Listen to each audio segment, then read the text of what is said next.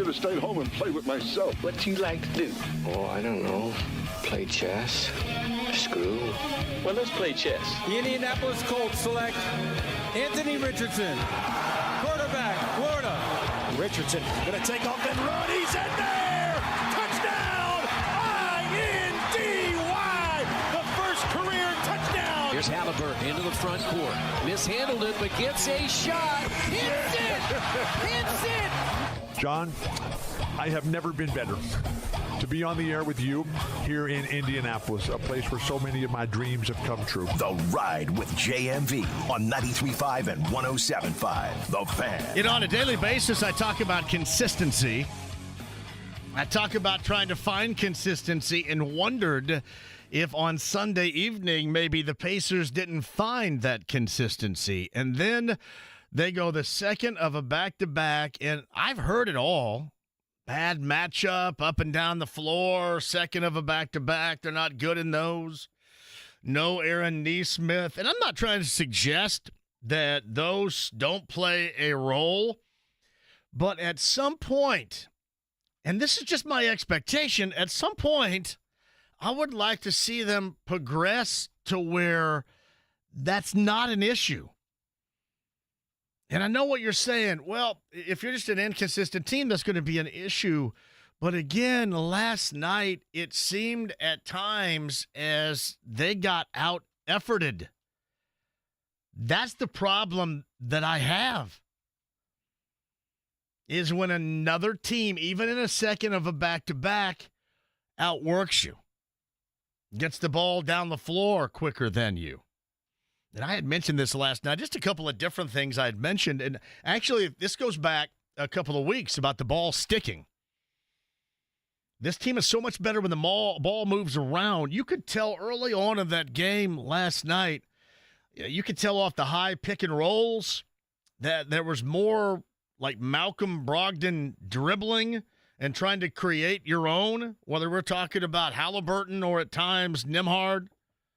Or at times, Matherin, who, by the way, had a really good game. But it seems like the ball stays. It does sometimes on those high ball situations. Last night, it reminded me of Malcolm Brogdon. And you knew when you set that high ball screen and you slipped that there was no way in hell you were ever going to get a look. You weren't going to get the ball. And then these guys, whomever it was at the time, whether you're talking about it being, Sabonis or Turner, if he wasn't staked out in the corner in a particular offense, you knew that they weren't going to get it, and they'd have to go get it on their own in some other form or fashion. That's just kind of the way that it felt last night. And if you remember, I go back the week before last, and I had a friend down in Ellettsville that sent me a message and said, hey, it really does wear me out to have to complain about this team every third or so game. And that is what I agree. I guess what I'm asking today, this team may just be that. I just don't happen to think Rick Carlisle believes it to be that. I don't think that the players believe themselves in that particular reflection. I think they believe in themselves more. It just consistently to play at that higher level throughout the season, and especially against teams that are deemed not as good. Whether you want to look in the standings at where Toronto is, maybe disregard how they played recently, which has been better. And I'm sure that there are a lot of things that you look at if you crunch the numbers and you're the Pacers, or you go, this matchup, whether it's what we have with our guys compared to, what they have with Barnes and now with Barrett and with Quickly.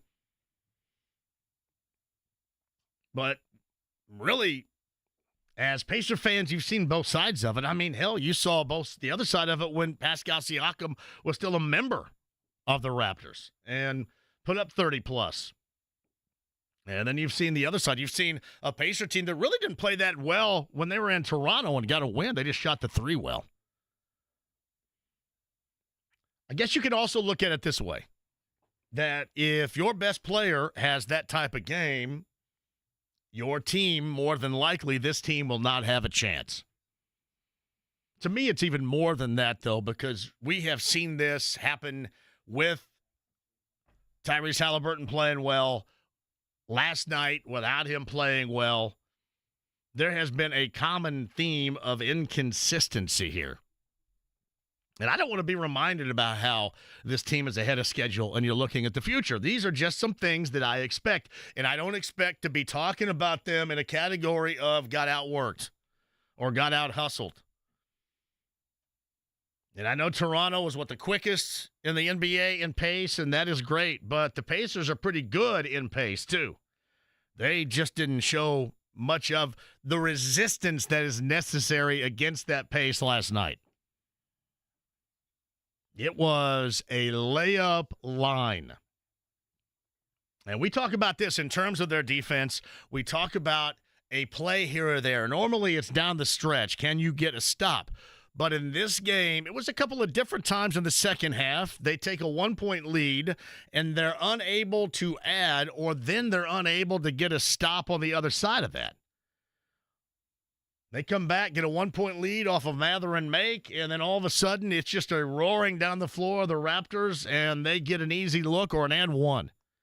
It felt like 1,000 and ones for the Raptors last night. Anybody else feel that way? Hoop and harm often. And I know Rick with the morning show talked about the ball sticking, talks about this team learning from this experience.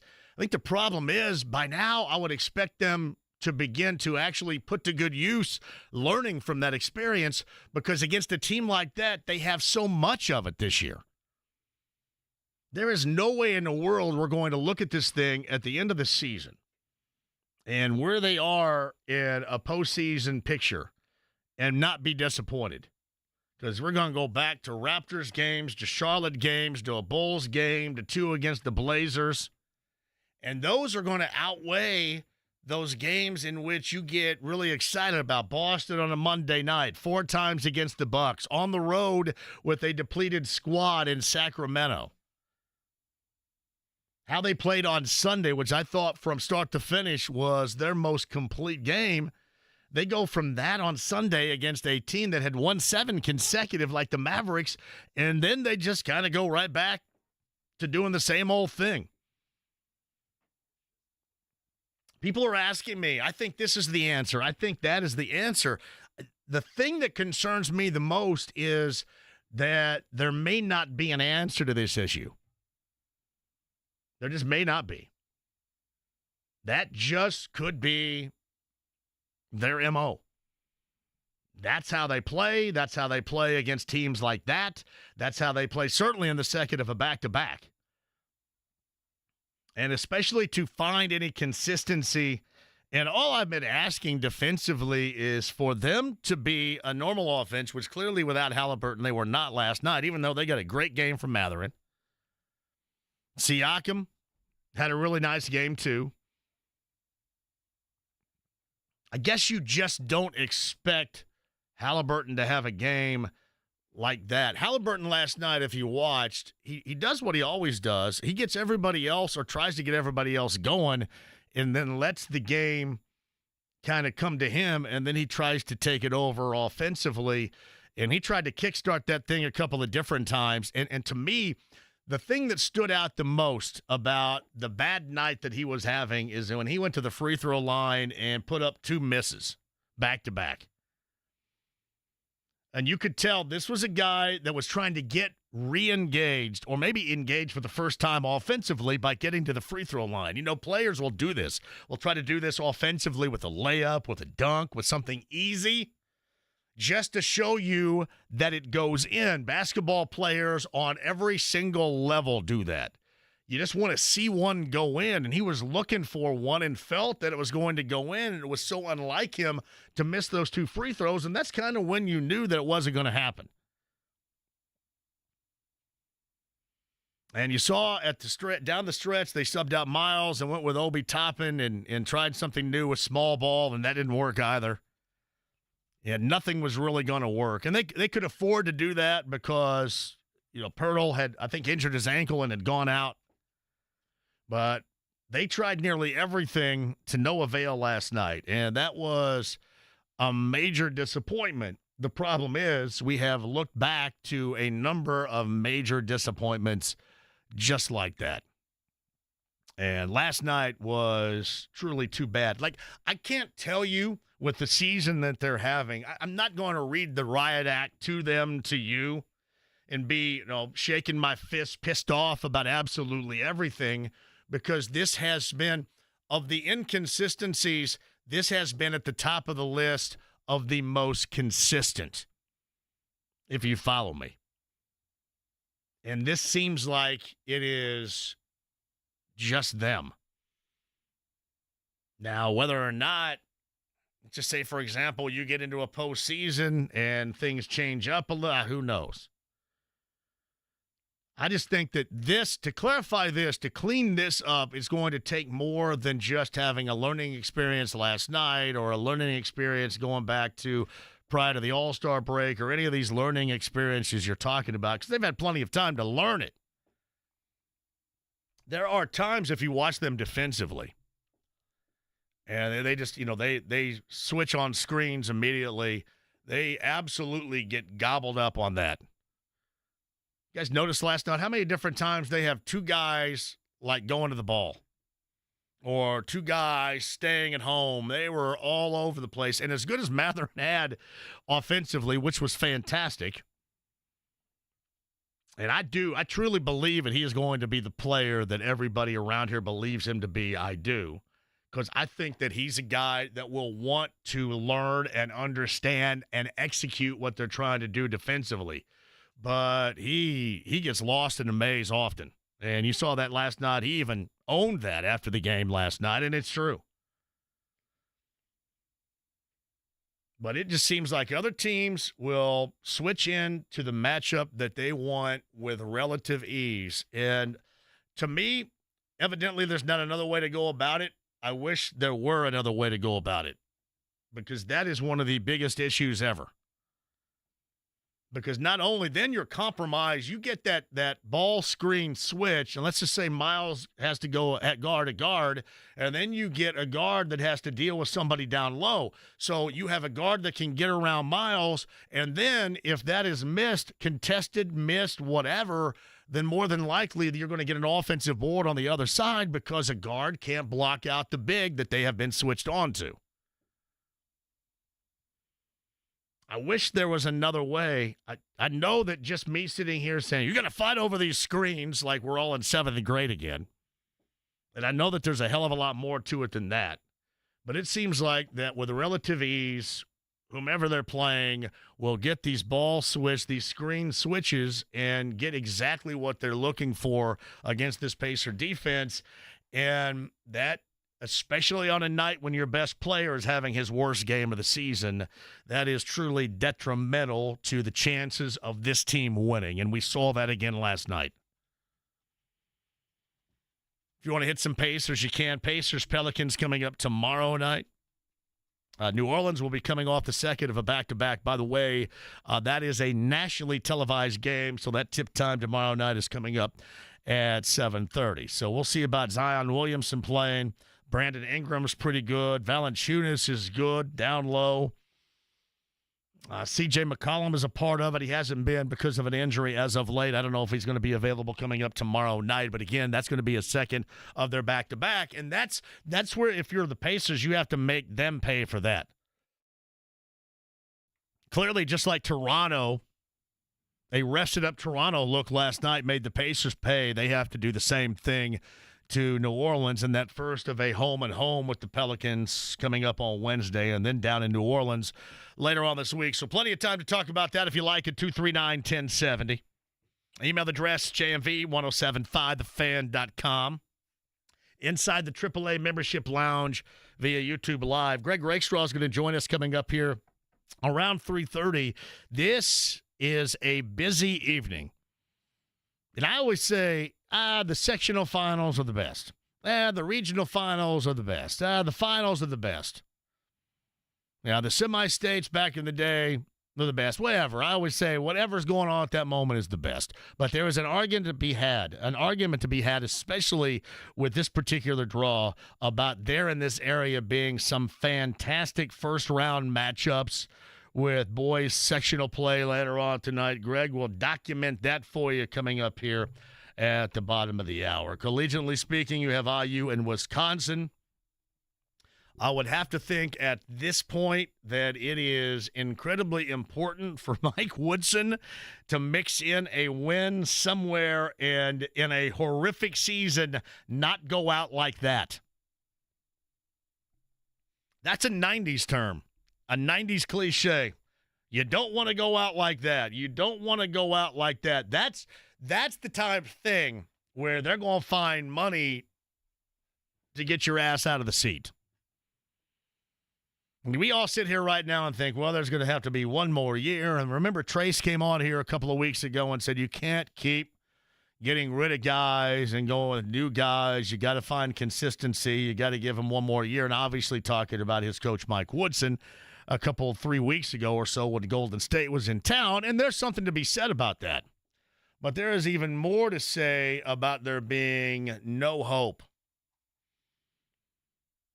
And if you go out like this on a massive losing streak, that is no hope, and that has an effect, profound effect, on next year as well. You got people looking around, who's going to stay, who's going to go, who you're going to have, who you're going to have to bring in. And in this era of college basketball, everybody has to re-recruit once again. I know a lot of you are suggesting, there's some of these guys we don't want anyway, but there would be a couple that you do want, and you're going to have to re-recruit that couple. Maybe they're not having a good year. Maybe they want to go someplace else. It is just absolutely chaotic, and it doesn't seem like not just a level of chaos, but any sort of wave or ripple or somewhat a fork in the road. It doesn't seem like that this team and this staff deals with issues very well. At least when the questions are asked and the answers are given, I think IU fans are at a point right now where you just go, yeah, whatever.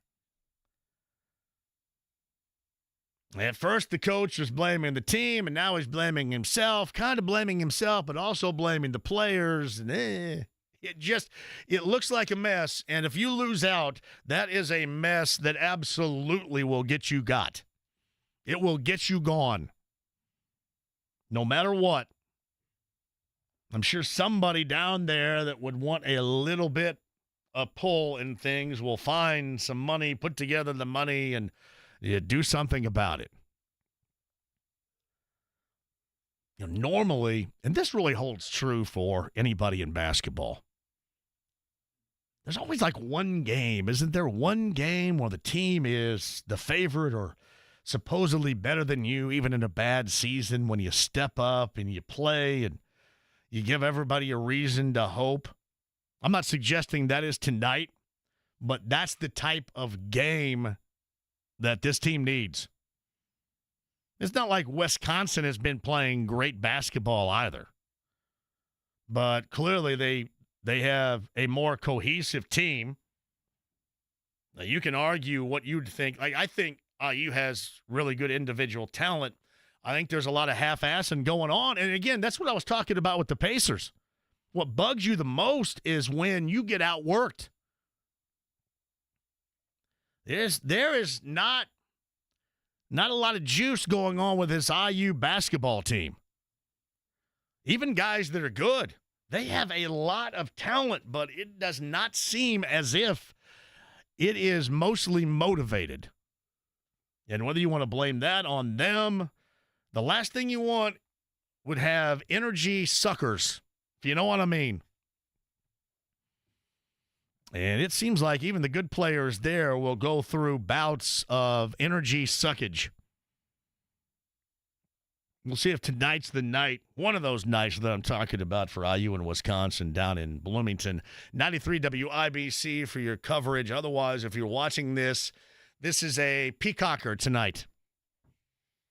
a Peacocker. For some reason, I still have it. I thought that I was just on the trial basis. I don't know why I still have the Peacock.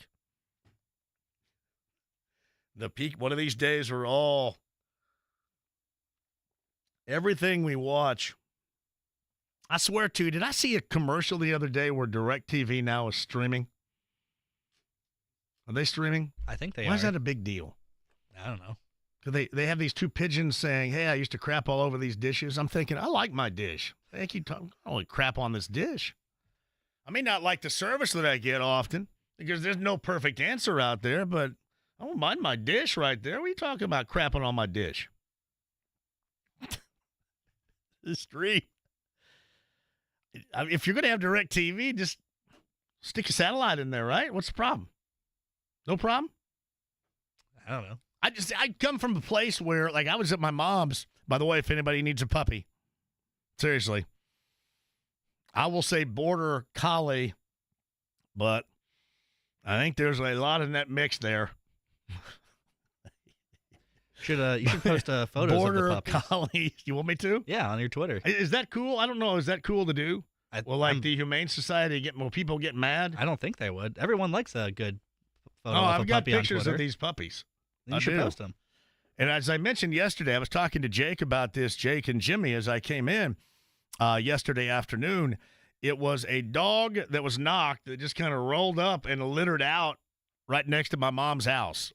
So my mom feels compelled to go out there and take care of it. And not one, not two, not three, not four, not five, not six, but 7. More than the stinking Brady bunch of puppies right now. So maybe I'll put that up. You should. X? Yeah. Facebook? You might actually get some people. Go get them. You are interested in them, yeah. Should I put Border Collie mix, which means mutt, right? Basically? Yeah. If I put mix next to it, does it mean mutt? You could just put mutt. I think I probably should do it before they get bigger, and then everybody Yeah. goes, yeah, I don't know about that. It just seriously just rolls up to the house. Hey, I'll have this litter of puppies right here. Great. It's living in the country right there. I love you, Greene County. Thank you very much. I'll send that out a little bit later on, as long as it's cool. I don't know what the guidelines or the rules are for it, yeah. Because Jake had mentioned something yesterday about you got to make sure it goes to a good home. At this point, I mean, we'll just the drive-through. Here's your puppy drive-through right here. Anyway, we'll put those up a little bit later on for you, too.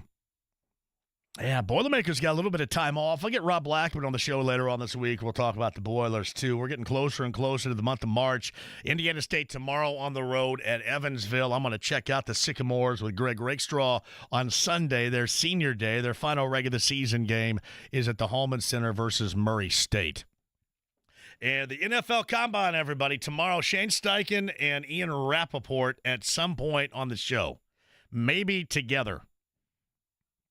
But Shane Steichen, head coach of the Colts, Ian Rappaport of the NFL Network, going to join us as we're live. We'll see if this is my only day. If we can round some people up. Like, the one thing I don't want to do is sit down there by myself. Like, it being about 5 o'clock and they're sweeping up. Nobody's around. That's how I got in trouble with Schefter. So I'd rather not do that. I wonder if the Schefter interview is still here. I asked his favorite color. How long ago I was was it? such a crank. Oh, it goes pretty far back. Pretty far back. Yeah, maybe over 10 years. I don't know if I've seen anything from over 10 years ago around. It's probably not. Yeah. I'm sure it's probably something may got confiscated, to be honest, because nobody was happy about that. Well, let's have him back on. Let's run it back. I don't think he will. I doubt if he will. I doubt it, because it was only like 5 years ago where he basically just ripped me to Chris Hagan on a car ride once. Who's this JMV guy? He's a clown. Well, yeah, he is, but you were a jerk to him, and it's his rule. As I go by the rule from Roadhouse in Dalton, I am nice and until it's time not to be nice. If you're a crank to me, I'm going to be a crank to you and probably drop you like a bad habit, and I'm sure he doesn't care, and maybe others out there that have had that treatment from me, you don't care either, but that's just how I work. It is tough to get back in. There are only a couple of people that are on that list right now. But if I'm a friend of yours and you treat me badly, even for a moment, then that's problematic. That's just kind of the way that I'm built.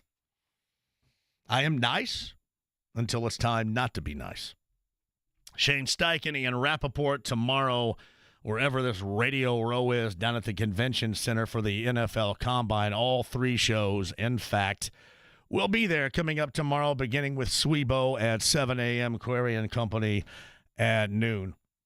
All right, 239-1070 is the number. Brian Evans going to join us, the former Hoosier, in the 4 o'clock hour. Alex Golden setting the pace in the 5 o'clock hour. I do believe at some point, upon the return of Aaron Nesmith, Matherin solidifying his spot as a starter. Anybody else bringing Matherin off the bench? Even with those defensive lapses that I was talking about, has he not earned that spot right now? And, obviously whether it's, Matherin and Nesmith or Matherin and Nimhard, somebody other than Matherin comes off the bench, right? Oh, I know. Miles comes off the bench. How was it last night? He goes for 16 and 11, and I don't get anything last night. Like, I got crap for the 33-8 game, and they won. What the hell's wrong with you guys? Well, last night for sure I'd get a bunch of crap. I got no crap last night.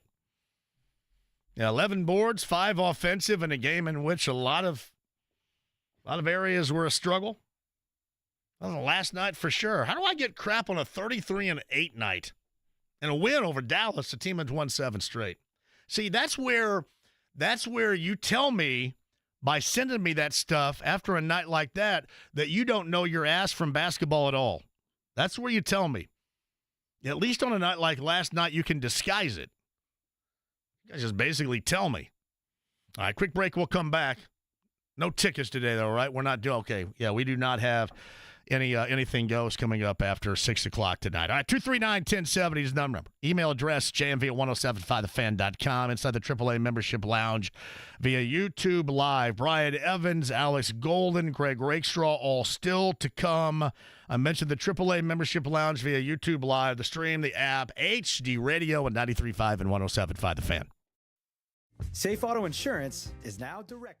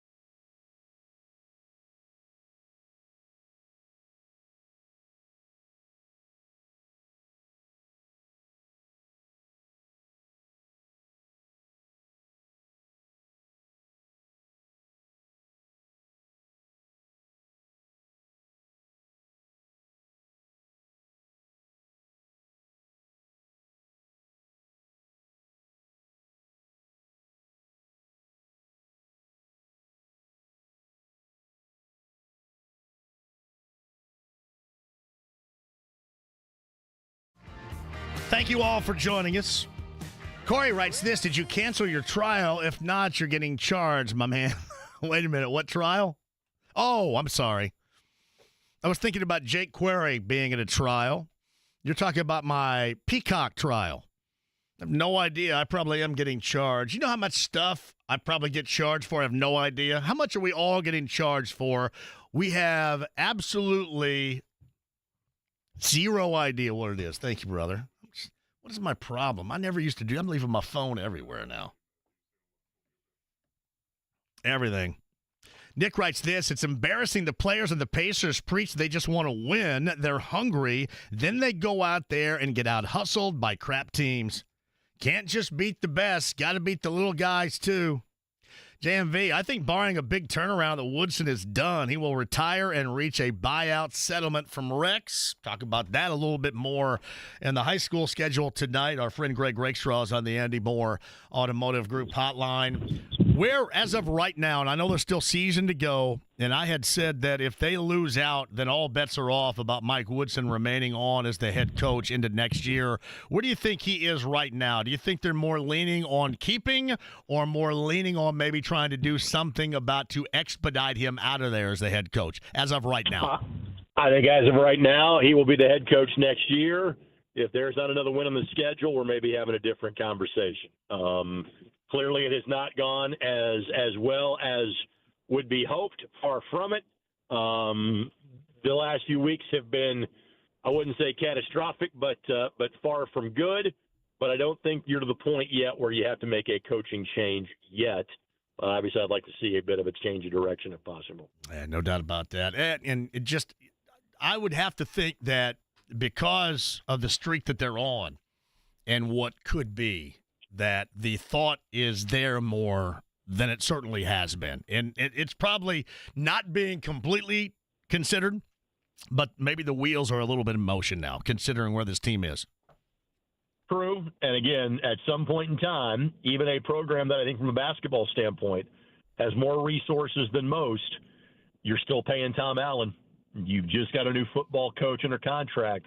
I realize you can go to donors and collect some money. I know the way the world works. But at some point in time, there's an economic reality to having to pay multiple coaches, and I'm not sure you can do that in your two biggest sports simultaneously. Or at least if you get a year further into it, you're looking at a lot less of a price tag going in both directions. At what point do you look at Scott Dolson and you go, how much are we doing here? I mean, that's like multi-millions of dollars that you're talking about here. If they were to execute a plan like that regarding Woodson, that can't be good for the AD. It's not, and I like Scott a great deal. And so I hope nothing but the best for him. And again, we'll clearly going to find out August, September, et cetera, in terms of Kurt Signetti. That's a hiring I think he got right. And a lot of folks felt the same way about Mike Woodson. And it just obviously has gone downhill rapidly in year number 3. Again, I think it is still very much more Mike's going to be the head coach next year at Indiana University. I really feel that way.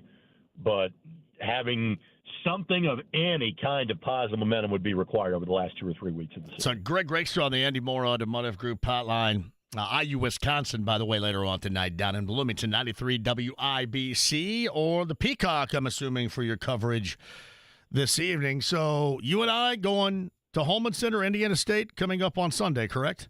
We are road tripping, and the Sycamores have a chance to play for their first undisputed Missouri Valley Conference championship in 24 years. That's a big damn deal right there, sir. If they win their last 2 games, they will be the sole holders of the Missouri Valley Conference regular season championship for the first time since 2000. It's a big deal, buddy. Big deal right there for them and that program. And Josh, who, by the way, will join me coming up on Thursday. Evansville and Murray State, even with some of the disappointment that they've had recently, obviously at home against Illinois State, on the road against Southern Illinois. This has been an incredibly special year to this point for that group. Absolutely. And to put it in perspective, that 2000 Missouri Valley Conference championship, that's the only one since 1979, John. I mean, that's it. And so even though, Greg and Lansing got in that program to a point of success, Obviously Royce Waltman, had that great run because after 2001 was the next year when they went to the tournament and won a game and beat Oklahoma before then losing to Gonzaga. There were other high points, but banners have been hard to come by for that program since they made the move from the small college level 50 or so years ago.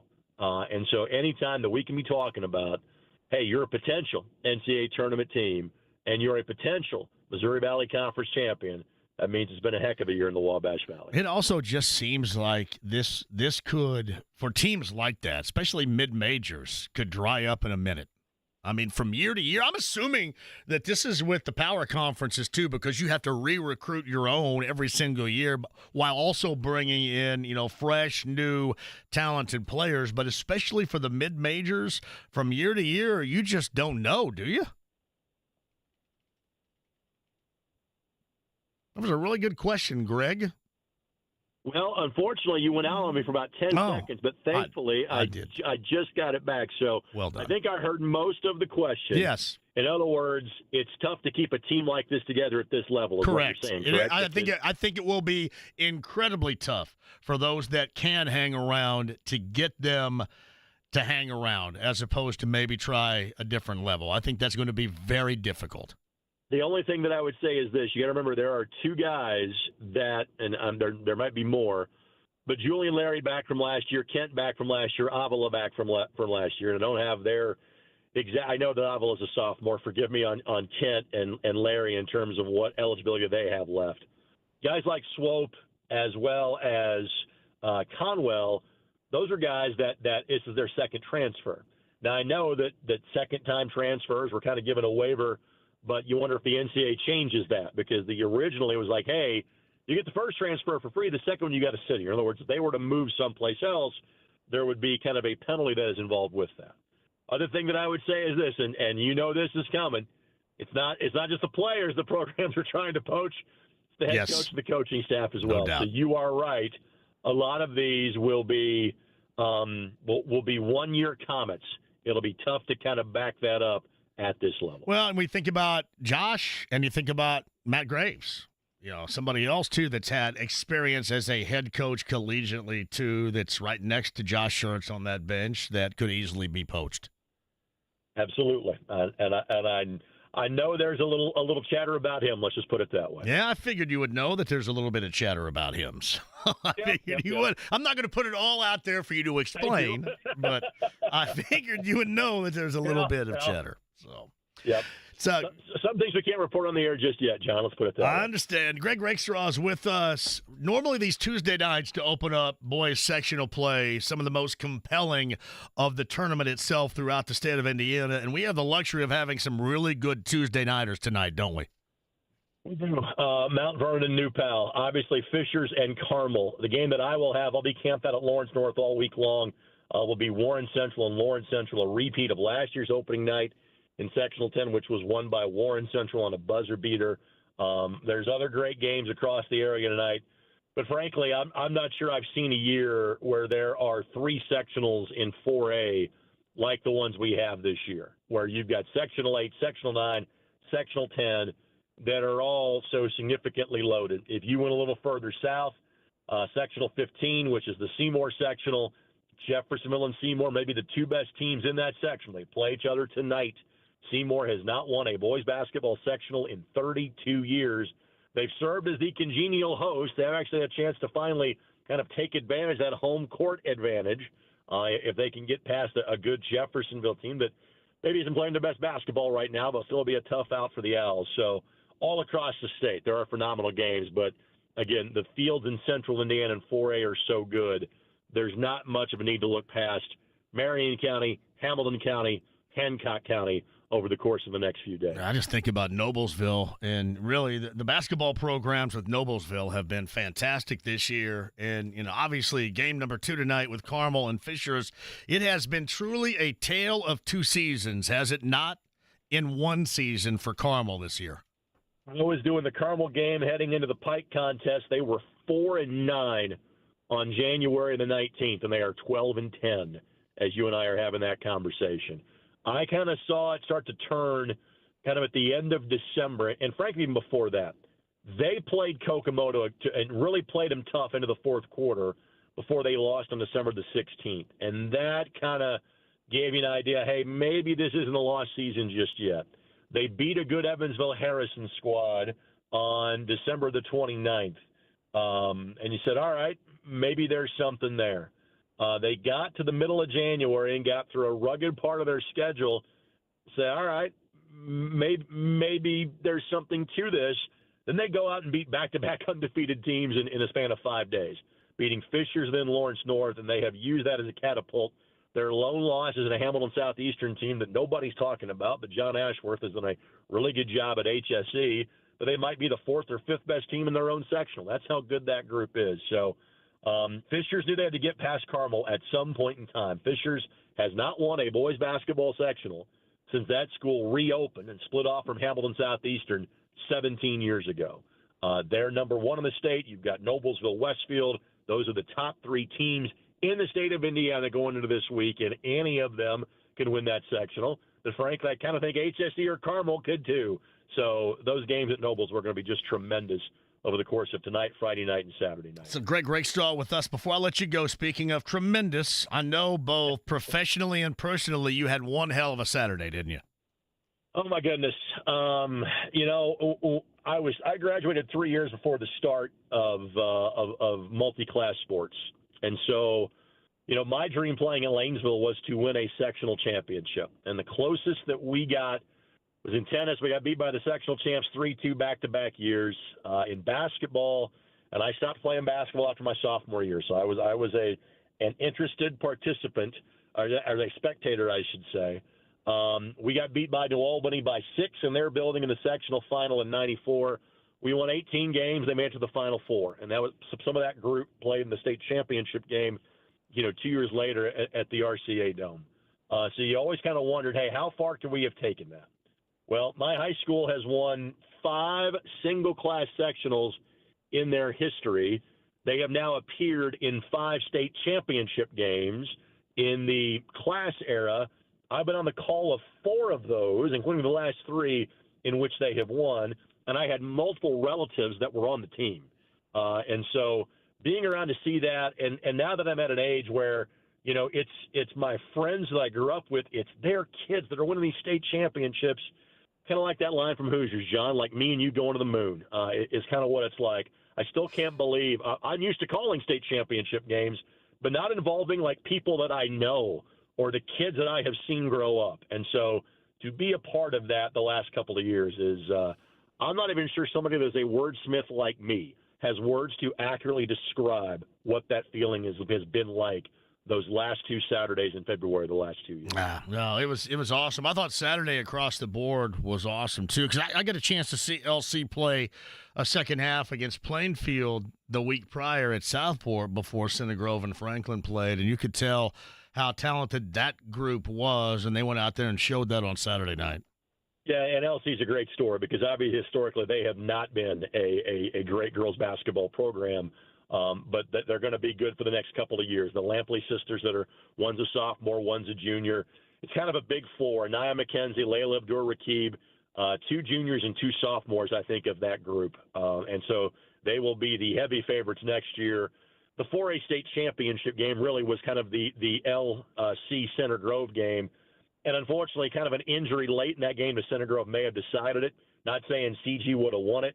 One of those great, you'll never type of know. You're never going to know type of things from the semi-state. The team that may have the best chance to get LC in 4A next year is their rivals in Lawrence North.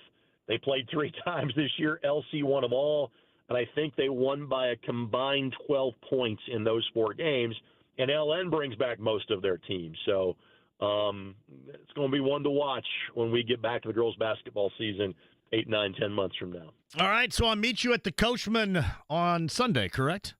Correct, and because we just gave them that free publicity, they should have no problem letting you leave your car at the Coachman as you and I drive over to Terre Haute. I will, and I'm very easy to find.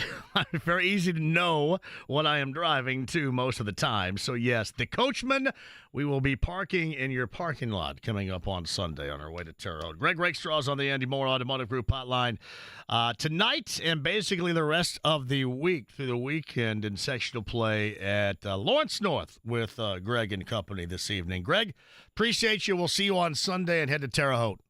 All right, thanks, John. Paradise on Sunday. There's no doubt I always forget, and I try to hang up the phone, and that's not the phone. It's my mic, and I turn it off, and I'm just a stinking mess half the time. Andy Moore Automotive Group hotline with Greg Rakestraw. I have not been to the Coachman in a long time. I wonder why we haven't done a show at the Coachman. Anybody out in Plainfield? That seems like a good Larceny Bourbon stop or something like that at the Coachman. Right there off of 70 and 267 right there. Have not done a show. Speaking of shows, and I've never understood it and slightly have made fun of it, not solely because I want people to enjoy stuff. 3 nights of fish in August. Is that true? At Ruoff? 3 nights for fish? Have you ever seen fish? Anybody? Corbin, you've seen fish? No, I have not. And not like F-I-S-H, but fish is in P-H. You know who I'm talking about, Corbin? I have no idea. Corbin has no idea what I'm talking about. You know who I'm talking about, James? Fish? I do know who you're talking about. Okay. I've never seen them live, but I would like to see them live. I think that'd be a fun show. 3 nights in August for fish. They call them fish heads or just fish fans in general? I would call them fish heads. I think that would most, be the name I would most of use. them travel around the country with fish, like they did with the Grateful Dead back in the day. I think many struggle with showering on the reg during that, is what I've heard. They do not struggle with lighting up. Yeah, they do that. The sticky icky is involved. 3 nights of the sticky icky and fish coming up in August. Brian Evans, top of the hour. Alex Golden, 5 o'clock hour. Do not go anywhere. A break, and we're back with you. 93.5, 107.5, The Fan. This is an important notice to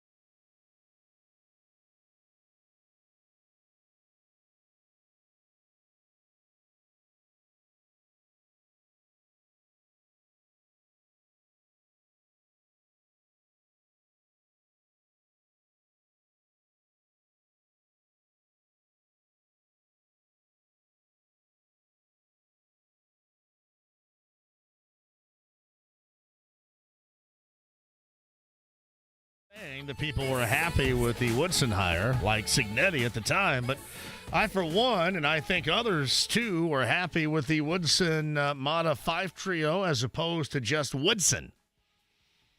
And yeah, you pair that down, and now it's Woodson and Whitman, basically, with Whitman playing the Mata role. And there is no doubt. I mean, even IU people will tell you, IU people that used to be within the program, that's exactly what they wanted. You just look, you go down the stretch, and some of you probably have already made this decision, and again, I don't blame you, as ugly as it has looked. And again, it's not just the basketball play, it is the lackadaisical actions of many on the floor that I think everybody finds a real struggle to live with. Sure as hell to watch. But no, Rex, you're right. Everybody initially happy about that because everybody wanted a former IU guy. I think the problem was, too, that Woodson bristled on the fact that, Fife was viewed as his heir apparent. And Mata moves on. And it looks, it is an absolute mess right now. I don't know how you go back and you sell anything longer term with Mike Woodson as the coach. I don't know how you do that. You could say, well, you win. Okay. I would first start with just trying to put together stretches of minutes in which you play hard. Back to that in a second. Brian Evans, the former Hoosier, going to join us in the 4 o'clock hour. Alex Golden setting the pace. Disappointing, to say the least, with the Pacers last night. That coming up as well. AAA Membership Lounge via YouTube Live. Get there, converse, and more. 93.5, 107.5 The Fan. I'm from Perry Township.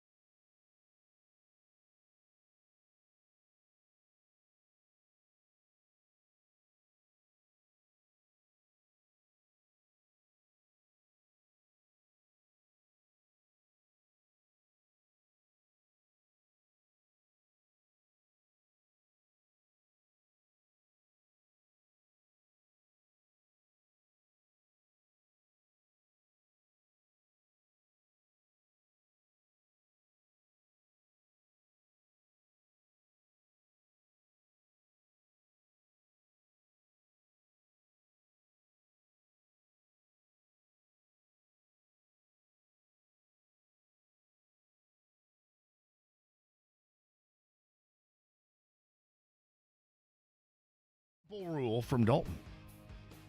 Nice until it's time not to be nice.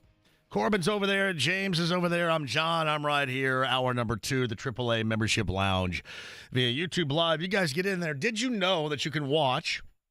Did you know that you can listen? Did you know that you can participate inside the AAA Membership Lounge? It is the triple threat of communication. And I'm trying to think, does anybody ride herd over it? I think everybody's just allowed to. There was some level of jackassery in there last year. There's occasionally some. Normally, we have some good peeps in there that police themselves. Normally. I occasionally have to wade in there and dispense some justice, but for the most part, it's pretty good. I understand. We're fairly lenient on stuff in there. I think when I brought up yesterday, I'll bring up some things that normally are like a 180 compared to what we're talking about on the show. That's the AAA Membership Lounge via YouTube Live. Disappointed, to say the least. I am through, until proven otherwise, of getting mad and shaking my fist and being upset after every third game the Pacers play, because this has been a trend for a while and evidently is just who they are. Again, until proven otherwise, that's who they are. But the disappointment to me is more of getting outworked and out-efforted and out-hustled.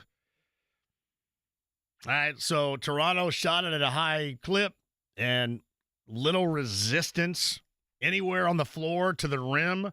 That is disappointing. But the one thing that's tough to live with is being out-efforted. Especially coming off that Dallas game where that was the most complete game of the season for them.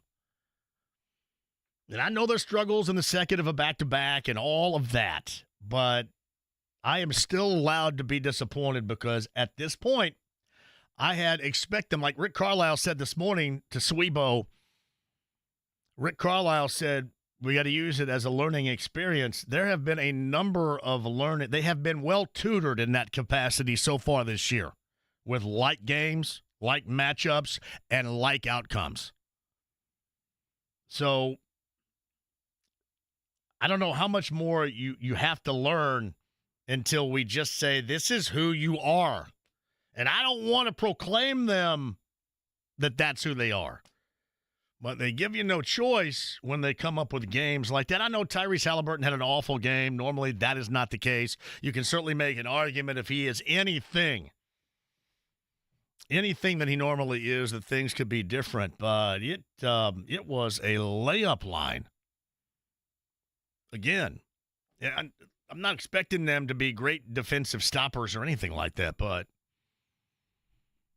last night was disappointing. That's how I described it.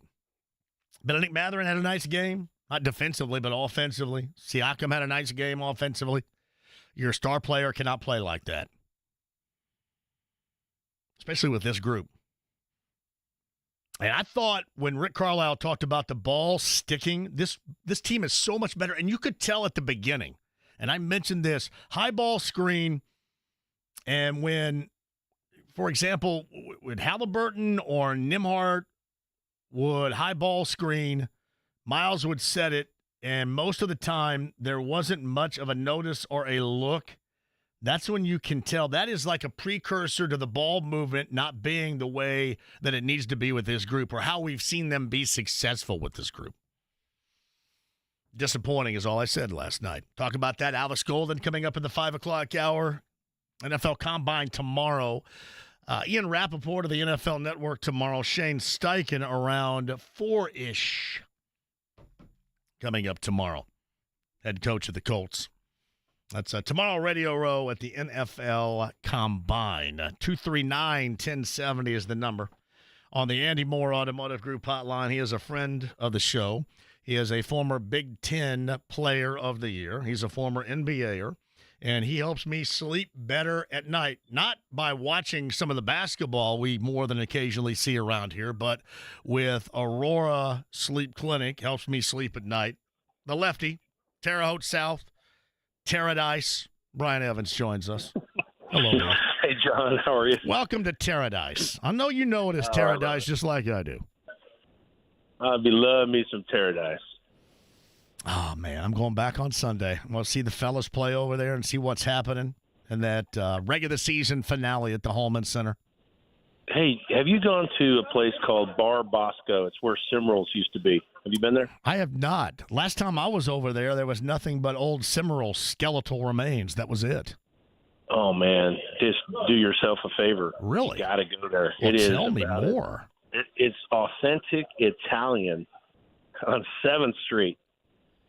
I know that there were some dudes that had an apartment above Cimarrons, and we had some hellaciously awesome parties there back in the early 90s above Cimarrons. So this is a great eatery, man. Go check it out. I do. I was at 8th and Crawford, which basically was diagonal from Cimarrons by a block. 8th and Crawford, 6th and Deming, and 606 South 5th Street.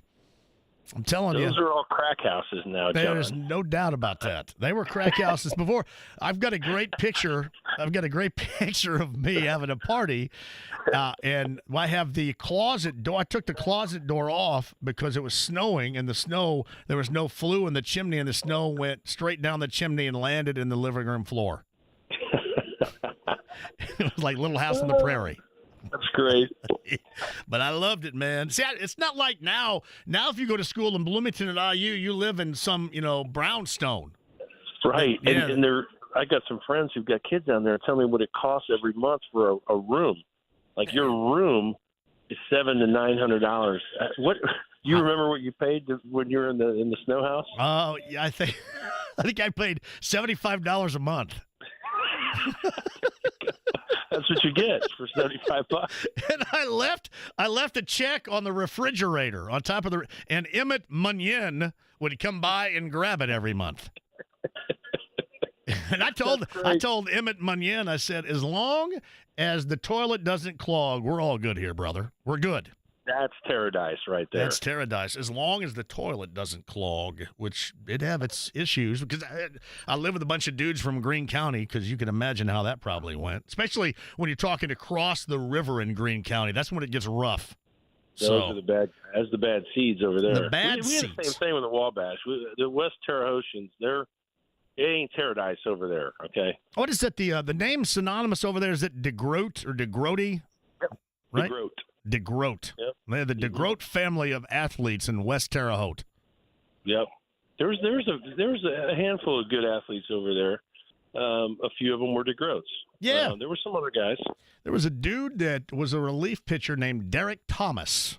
I think that he may have been from North Central and Farmersburg on the ISU baseball team when I was a senior. So he got kicked off, or at least out of our spring break trip. We went to LSU and University of New Orleans, and he was caught by Bob Warren drinking on Bourbon Street, and he and some other player got sent home, I believe, from spring break. And then their parents picked him up, and they went to Florida while the baseball team got their ass whipped by LSU.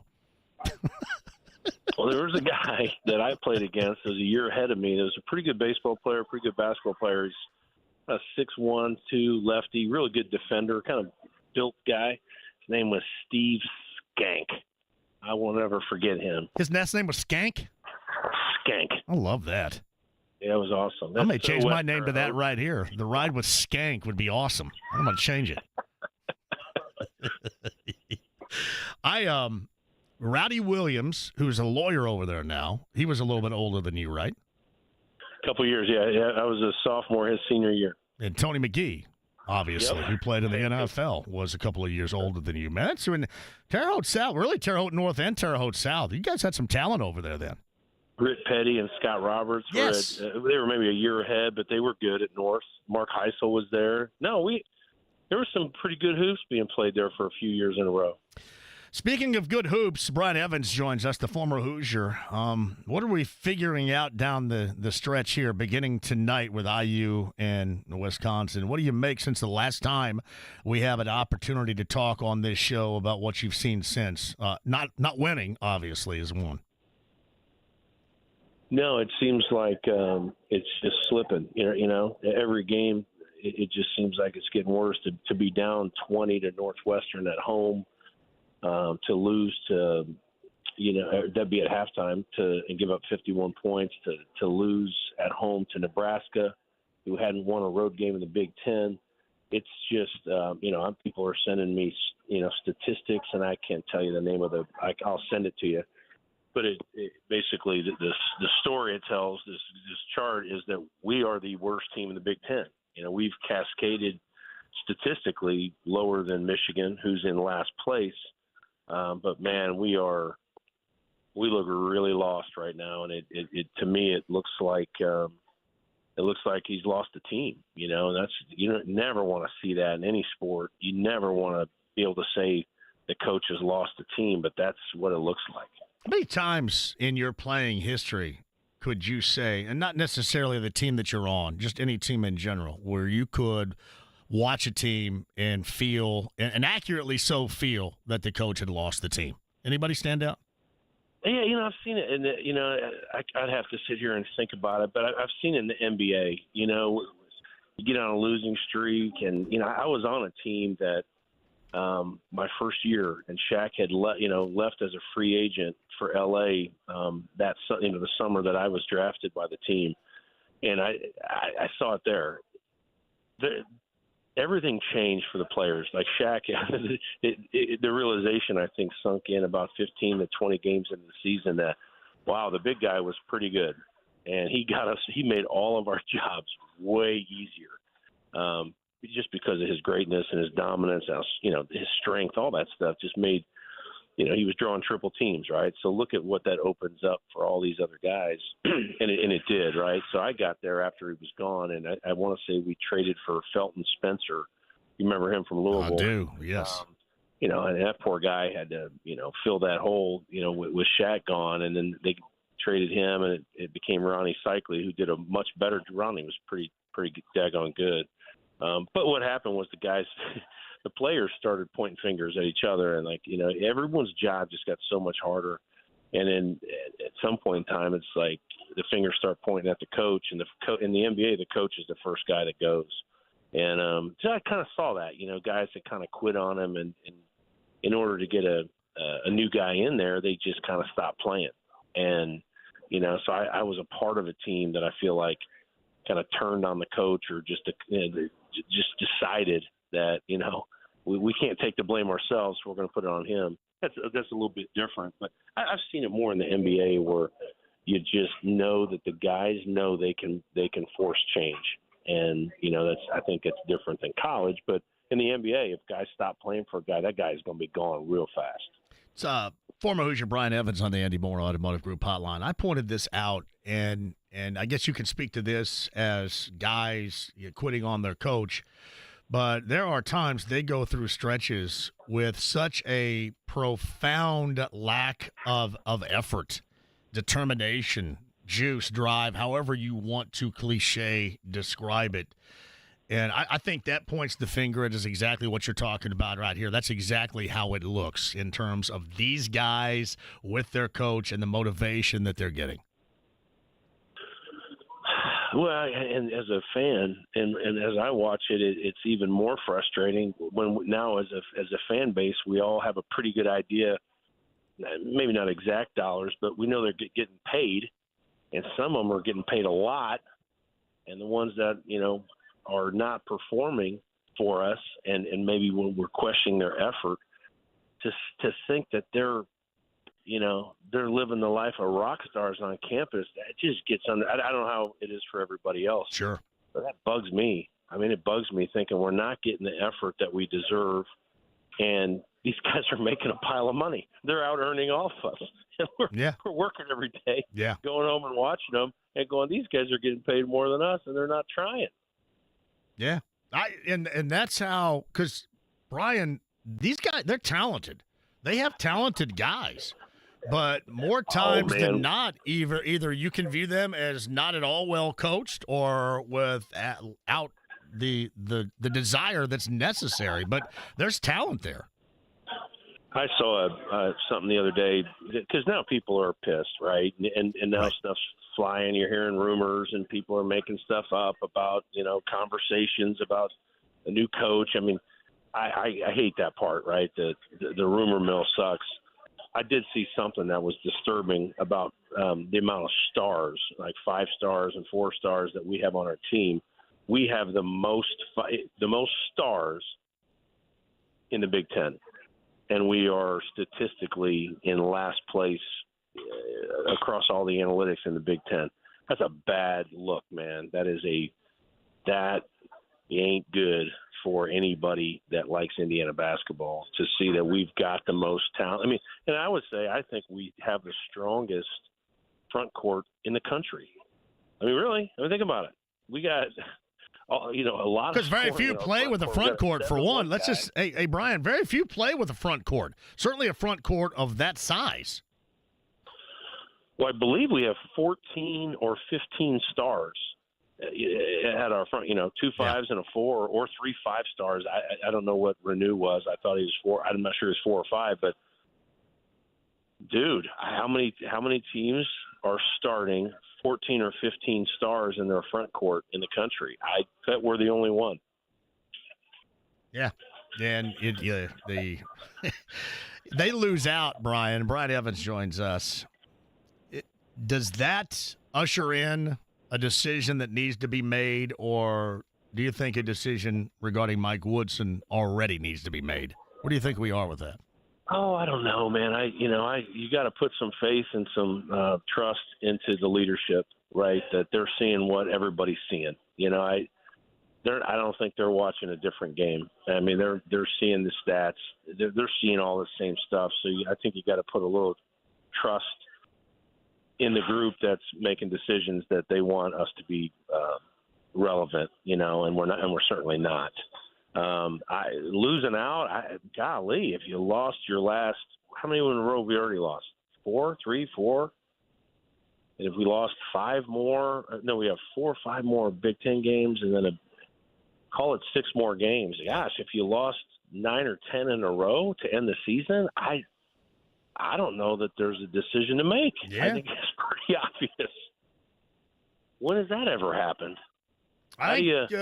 They've won 2 of their last 10? I think something like that, I believe. 2 of their last 10. Well, I think this sucks, right? Yeah, and that was a huge part of the risk of hiring one of our own is what if it doesn't work out? Yep. You know what? And it certainly doesn't look like it has worked out.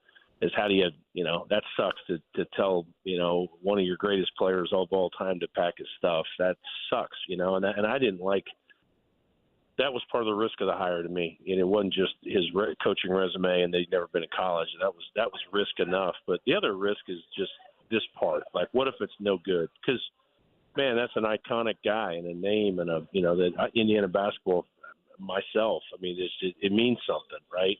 And, it sucks if that's what has to happen, but it's where we are. It doesn't look good, right? No. I mean, if you lose your last 8 or 9 games, he's at a position now with 3 years left on his contract where to go out and recruit the high school sophomores and juniors, normally the agent would be looking for an extension, right? Hey, how can I go into a living room and sell this mom and this dad that I'm going to coach their kid if I have 2 or 3 years on my contract. And I don't know how the university could look at, performance-based, the results and say, let's talk about an extension. I just don't see how that could happen. So we are at a crossroads. I don't think there's any question about that. Got Wisconsin tonight at 7 o'clock, 93 WIBC. Coverage underway with Don Fisher. That begins at 6. Maryland and Minnesota on the road, then Michigan State to close out the regular season on March the 10th. And then, obviously a first-day matchup in the Big Ten tournament. And, yeah, that it doesn't look like anything. Nothing's been winnable as of late, and that doesn't certainly provide any great expectations as far as closing out the season with a win. I would have to ask you this, and Brian Evans joins us. You mentioned the leadership that is down there right now. Scott Dolson, for example. Where does he stand to you as far as where this program is and where this team is, that decision that was made, because you talk about the leadership and the guidance. Is that something that you and others have lost a little bit of trust in, the way that this has gone with Mike Woodson, especially here recently? Ask me that again. Ask me again. Do you lose trust with Scott Dolson? You mentioned the leadership down in Bloomington with the athletic programs in mind. Do you lose trust because of the way this has gone and Scott Dolson making that decision or making any other decision moving forward? No, I don't think. I don't think there's I haven't lost trust. Nobody signed up for this. I mean, this has gone bad, and the product on the court is not what anybody wants. Not what anybody wants to see and cheer for. I mean, I have a ton of concern for tonight if we're playing poorly, that they get booed, and that they're chanting, fire Woodson, and that stuff, man, that hurts. That hurts bad. Our fan base, I've said this forever, is our greatest asset. They are. We've got such a great fan base, even through tough times. I mean, we haven't. Let's face it. Where are we? Where have we been recently? Not relevant. And yet we've got this great fan base that cares about this team and loves this team. We've got to trust and believe that, and when we've made coaching changes before, we've got to trust that they're going to do the right thing, that everybody wants to win. There's nothing that's going to get in the way of us wanting to win and turn this thing around. And we got to do whatever we have to do to make that happen. So I haven't lost trust or faith that we've got leadership that wants what's best for Indiana basketball. We have that. That leadership exists. Wisconsin tonight, 7 o'clock. Again, coverage begins at 6 with Don Fisher, 93 WIBC. It is a Peacock programming element later on this evening. It is. And former Hoosier Big Ten Player of the Year, former NBA Brian Evans on the Andy Moore Automotive Group hotline. Everything going okay? Getting everybody to the bed rest that's necessary, just like me, right? Now you just keep talking about us. We keep getting JMV folks. They come see us all the time, and I think we've helped a lot of your listeners. If you want to stop snoring, you got to come see us. If you're getting pressure from the bed partner, come see us. If you were ever diagnosed with obstructive sleep apnea and you were prescribed a CPAP that you hated and you stopped using, you still have obstructive sleep apnea, come see us. We can help you. It's a simple mouthpiece. There's not much to it. It's easy, right?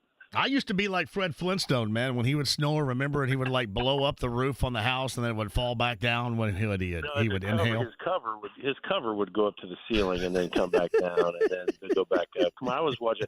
In Paradise, it was like a 3:30 and 4 o'clock. It played for an hour straight, so I had just enough time to walk home from Honey Creek Junior High School, get some better cheddars or some cheddars. That's awesome. And a biscuit and a 2 Mountain Dews, and sit down and watch an hour of Flintstones and then the Brady Bunch. It's funny. You mentioned that. I'm a cracker guy. It has much more of a diverse meaning now than it did when I'm talking about. But I'm a cracker guy too. Better cheddars and chicken and biscuit. Outstanding crackers right there. Well done. Yes. Not good for you. I'm sure it's not. You shouldn't be eating these as adults. But when I was 12, that was a big part of my diet. There's nothing good for us anymore. I remember in the 90s when it was supposed to be low fat and high carb, to eat rice, to eat pasta, Snackwells by the boxes. Give me that box of Snackwell chocolate chip cookies, and now it's all bad for us. We suck. So let me throw this one at you. Avocado. I remember my mom wanted me to eat it. I didn't like it. It was green. Yeah. Guacamole. My mom and daddy, and they're like, "Oh, this is don't eat very much. It's really, really fatty." And now Tom Brady eats like he's the greatest athlete, still playing when he's 50 years old, and he eats 20 avocados a day. I mean, come on, man. How we were just being lied to. I thought Mountain Dew was healthy. Yeah, see, I mean, I thought every morning if you got up and had a Mountain Dew and a honey bun, a Hostess honey bun, that was a nutritious breakfast. Because they told us eggs were bad. They were high in cholesterol. Eggs, apparently, in 2024 are like the healthiest thing you can eat. I quit. We stink, man. I still know it's not chicken and a biscuit. I love that, though. That and better cheddars. Like, the only thing I didn't like was what they called sociables. They didn't have any taste, just like wallpaper paste. But the other two were money. Either. Yeah. No good. I could be talked into a Triscuit occasionally. Hey, one of these days we got to head down to Bloomington and go to Buffalo's or something and hang out for a minute, all right? I was there yesterday, pal. Were you really? I was through there on Sunday. True story. Nice. Yeah, because my kids one opening in Carmel in a couple months. I'd like to have you up into my neck of the woods. Let's do it. I love Buffalo's. Here's what's cool. You ready for this? Yeah. They are going to wait the tables, so there's going to be a staff to, so you're not going up and ordering at the window and sitting down with your food. And they're doing beer, wine, and spirits, pal. They're going to have spirits at this one, so I'm excited. I am spirited when you're talking about spirits right there. Let's do it. All right, I'm hosting you. Come on up. I went to Buffalo's in Bloomington and got a bunch of stuff before the Super Bowl, too. My kids wanted to go, so we went in there. Best wings, period. End of story. Yeah, and then we stopped on Sunday and went through there because my kids wanted to go to Five Guys on Kirkwood. But my kids love Kirkwood, so I took them by for a minute. So there you go. The other place, by the way, is Cafe Pizzeria. Yes. It's underrated. Nobody knows about it. It's a little sneaky spot of mine. Great pizza. I think the best pizza down there. Village Deli. Another one right there. There you go. Oh. All right. Hey, let me know. Let me know when you're ready to go. We're going. All right, pal. You got it. Brian Evans right there on the Andy Moore Automotive Group hotline. Thank Brian for that. Hey, we got time to talk to Evan right now. Oh, Corbin's shaking me off. You got it. Can you hang a minute, Evan? I'll tell you what. Hey, put his mic up just for a second. Evan, you can hang for a minute? Yeah, Evan absolutely. Sherrill is in here from Cluster Truck. And I ordered something a little bit different this week. Did you notice? I did. I'm excited. Yeah, that's a good one. I'm excited. Now, that's a home game that I've got to be playing Eaton Ave. That is not an away game I'm playing Eaton Ave. But we'll talk about that. Evan's going to be in studio with us. Alex Golden, top of the hour. Again, IU and Wisconsin from Bloomington tonight. 6 o'clock, your coverage begins. 93 WIBC. I don't have a window I can't see. That sounds funny. Might as well be a referee. No, that's what they used to yell at high school games all the time. But we'll keep you updated on weather because they say some inclement, maybe even jacket off type of weather could be on the inbound. That and more coming up. Don't go anywhere, too. 93.5, 107.5 The Fan. Back in my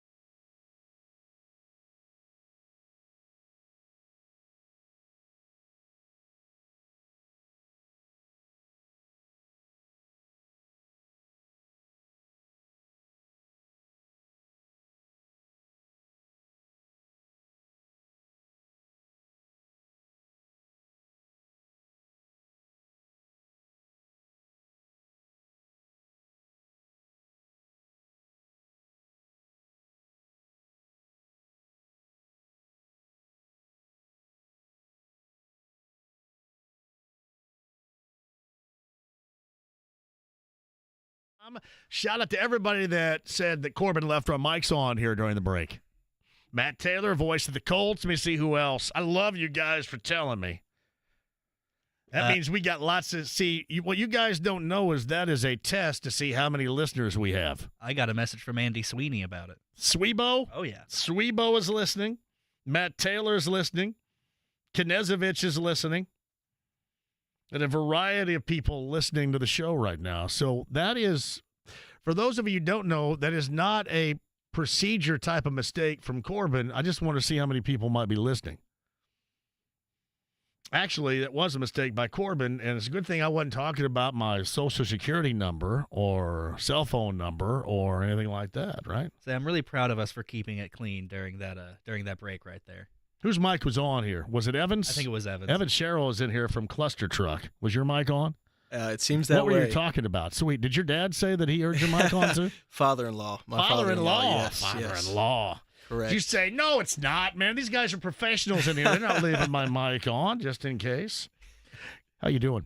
I'm good. A little more nervous now that you said Matt Taylor's listening to my voice on the radio. But are you a little bit more nervous? Just a little bit. Why would you be more nervous? I'm used to hearing him. It shouldn't be the other way around, I don't think. Awesome. Dude, have you ever met Matt? I have not. Awesome, dude. I believe that. He was the producer to the show. He had one of the greatest Super Bowl lead-ups because I had been blackballed by ESPN for fighting with Adam Schefter, and he couldn't get anybody from ESPN on the show, but he landed Adam Sandler on this show. Wow. The biggest of all time. And Sandler was awesome. So that was Matt Taylor before Matt Taylor became voice of the Colts right there. That's spectacular. He is a dude right there, all the way around. One of the greatest of all time right there. Yeah. We'll have to introduce you guys. Let's send him. I'll get his address, and we'll send him some Cluster Truck. I would love for him to try Cluster Truck. You think he would fantastic. Like what I ordered today? What is it that I ordered? You got the etouffee your way. It's a vegetarian base, but you added the chipotle shrimp. I did. So it's a good meal for everybody. That's it's a home with game, rice. by the way, for me. That's a home game. I can't even say etouffee with. If I say it out loud, I'll probably have to go to the facility. But that's a home game for me right there. It's a good one. Developed by our chef Mike from our downtown Indy kitchen. It's relatively new to the menu too. So yeah, you shout got a good out one. to Chef Mike Shout right out. there. I love a little Cajun flavor. I got that. I think some jasmine rice maybe in there too. Some in our black beans, yeah. Oh, black beans. That is definitely a home game. Definitely a home game. Man, that is great. So, yeah, that's the first time I'm away from the mahi, but I'm very, very happy. What else did you bring? I brought some, well, I think they might have heard it over the break. Brought some smoked pork tacos for Corbin. That's our house smoked pork. So shredded. everybody heard that the front desk lady's not here. She is not here. She's not here, so Corbin gets the... Correct. Yeah. I'll bring these back for her next week, though. Tisa, she's great. And then for James, I'm throwing darts, but brought a smoky jalapeno Mac Daddy sandwich. Parmesan crusted Texas toast. Our house-made jalapeno cream cheese. The same shredded pork. And it's got our mac and cheese on there as well. It is fire. Very good. Mac Daddy make me want to jump right there. That's awesome. That's what you have, James? I'm quite happy with that. James is going to Florida, I think. Oh, tomorrow? Yeah, I'm going tomorrow. Yeah, he's tomorrow going morning. to Florida. He's going to fly down there, too, so he'll be polluting the aircraft. I was going to say, this might not be the sandwich for that Florida bod, but it's a good one for sure. Oh, I gave up on the Florida bod a long time ago. So what are we doing Cluster Truck-wise? How are things going? Good. Great. Very, very good. We, just released that walleye like I've been talking about. Love the walleye. I almost went with the walleye. I did. Maybe next week. Is that grilled or is that breaded? It is grilled. Yes. See, I almost went with the walleye and I didn't. I went with the etouffee. We've got a new partnership with the Riley Children's Foundation. Well done. Yeah. So most things on our kids menu, anything you order there, we'll give a kickback to the Riley Children's Foundation. Nice. So that's good. And releasing a Dunk Fest special in tandem with. I'm not allowed to say this in my marketing, but on here I think it's fine. March Madness. Yes. So we're excited about that. The game's coming up next month, so you've got special deals, is what you're saying. Correct. Yes. Dunk Fest. It's a all dunkable items meal. It'll be for a good price, and doing some promotion with a couple Butler basketball players for that. Are you really? Yeah, excited about that. Nice. Very excited about that. Well, Dunk Fest going on. Evan Sherrill of Cluster Truck, how can people get a hold of you? Let's just say, for example, tonight, I don't feel like jacking with dinner at home, so I'm going to order from Cluster Truck. How easy is it? Yep. You don't feel like cooking. You live in Carmel, Fishers, Broad Ripple, Castleton area, Indianapolis, Little Flower, Fountain Square, we anywhere gotta get you down here. to Burgersville here soon. We do. Hurry up. Hit us up, clustertruck.com. Download our app. It's Cluster Truck on the App Store. We deliver everything for free. It's all good food, scratch-made food. Greenwood? Made by our You go chefs. as far as Greenwood? We do not yet. Not on the just fringe yet. of Greenwood. Do you just go like to Stop 11 then, or County Line Road? We end down at like Fountain Square area. Okay. So, yeah. I got you. Yeah. But one of these days, you'll get all the way down there. Oh, yeah, very soon, hopefully. That's awesome. Well, the food has been absolutely spectacular. I know you're bringing it for Swebo in the morning as well. But let's get some. We'll get some to Matt Taylor. I'd love that. Hey, that'd be great. That's what we need to do. We need to give away sometime, just like meals from Cluster Truck on here, because people would dig that. That'd be fantastic. Do Yeah, I'm trying to set up some more giveaways for the morning show. Just gift card giveaways for the pop quiz.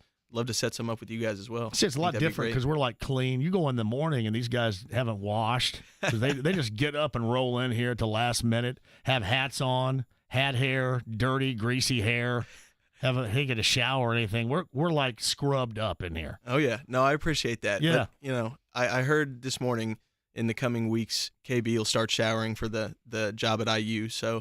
So we'll be good. Well, we'll be good Swebo soon. hadn't taken it. When did Swebo start here? I don't think he showered one time before he came into this building. It was what was it at the end of last year, sometime in mid-late last year? I'm not sure that Swebo has running water. I think he still has. I think he has to go outside and pump the water, and they have an outhouse over there. Hey, he lives in He my. brought that up from northern Kentucky, where he's from. Oh, okay. I was going to say he lives in my neck of the woods, so I don't want to go that far. But They have indoor plumbing there? We do, okay. yeah, we do. Yes.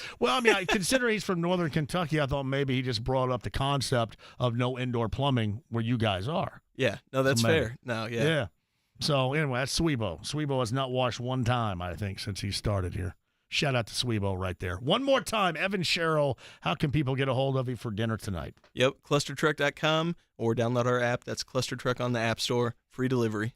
You got it. Evan, thank you. Thank you. All right, thanks for not cussing, too, when the mic was live in here, Corbin, everybody. Quick break. We shall return. Your calls at 239-1070. And all we've talked about today, including the easy money that it has been for some of you bettoras out there with the second half of a back-to-back with the Pacers. They have one more of those. That just has not gone well this season at all. We'll double back and talk about the Raptors-Pacers from last night. Again, Wisconsin IU tonight, 7 o'clock down in Bloomington. And NFL Combine tomorrow is going to be fun. I'll tell you when we will be there and who will join the show coming up tomorrow as well. Alex Golden setting the pace, top of the hour. Me and you on the other side in the AAA Membership Lounge via YouTube Live, 93.5 and 107.5 The Fan.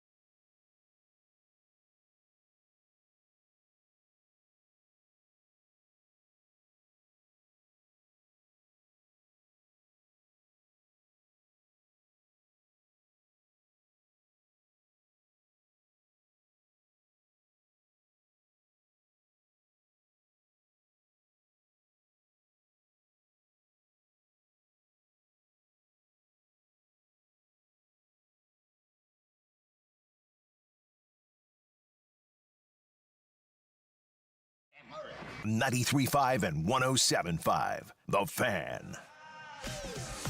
Corbett's here. James in studio. Thanks to Evan Sherrill of Cluster Truck. Etouffee is what I'm going with tonight. Get that order in if you want to. If you don't want to have to cook tonight, maybe you're watching IU at home, whatever. You, the family, Cluster Truck will make it happen for you. That's from Tyler King. Hey, don't forget about Super Bowl winner Steve Weatherford out of Terre Haute North, who won his Super Bowl in Indy with the Giants. That is true. When I was talking to Brian Evans, the pride of Paradise, a little bit earlier, we were going through sports legends from, as they like to say on the outside, Vigo County. It is Vigo County. And we were going through some of those legendary players from Vigo County. And we did not mention the punter, Steve Weatherford. That is true. We've actually had Tommy John's been on the show a couple of different times in the past. Of course, so important, and had a great, and I mean a long, great Major League Baseball career, but also synonymous with Tommy John surgery, which obviously has saved a lot of careers going back many decades, without question. Thank you, Tyler, for that. I did not remember that.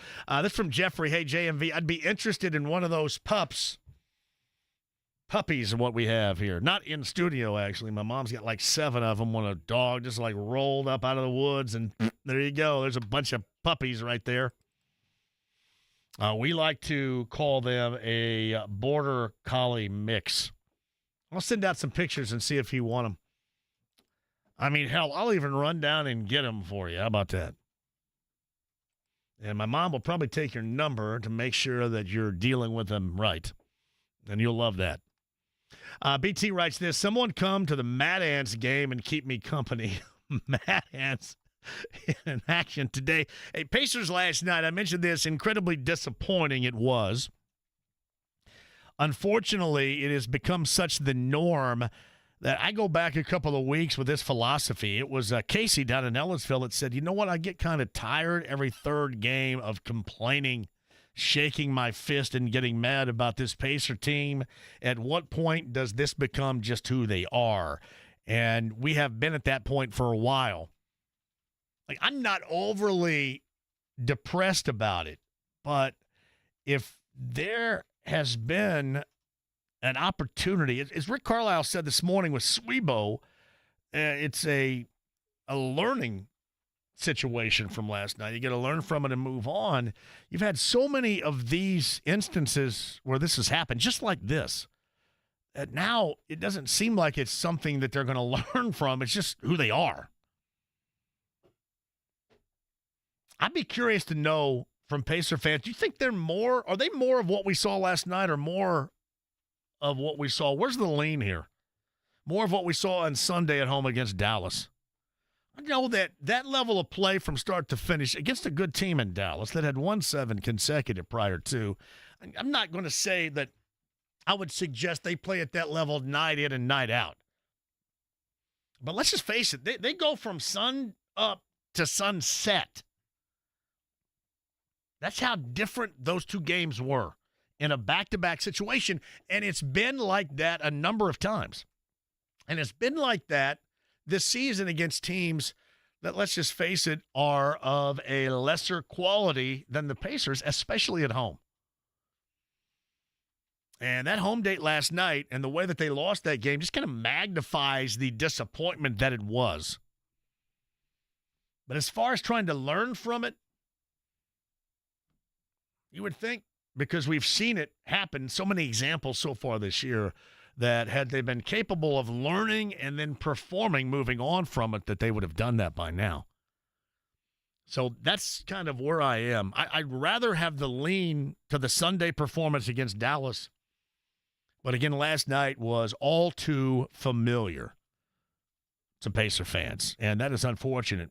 Tomorrow night, I'm going to be going to the game with the Pelicans and the Pacers. That's at Gainbridge Fieldhouse. 7:30, remember tomorrow night for that, because that is a nationally televised game. I'm assuming, too, if Denary or somebody's listening right now, I'm assuming, JJ, I'm assuming that also is a Bally game too, even though it's nationally televised tomorrow. Because you know where I stand. I know like the national set will swoop into town, but that does not detour me. I still watch Daenerys and Jeremiah and company there. I'm still going with the local people that have been around this thing the entirety of the time. And obviously listening to it right here with Mark Boyle and company. That's tomorrow night. 7:30 is that tip time coming up tomorrow night. 7 o'clock tonight down in Bloomington, Wisconsin and IU. So if you're an IU fan, should the wheels be in motion right now for Mike Woodson, or is this going to be a lose-out situation to where Mike Woodson loses his job?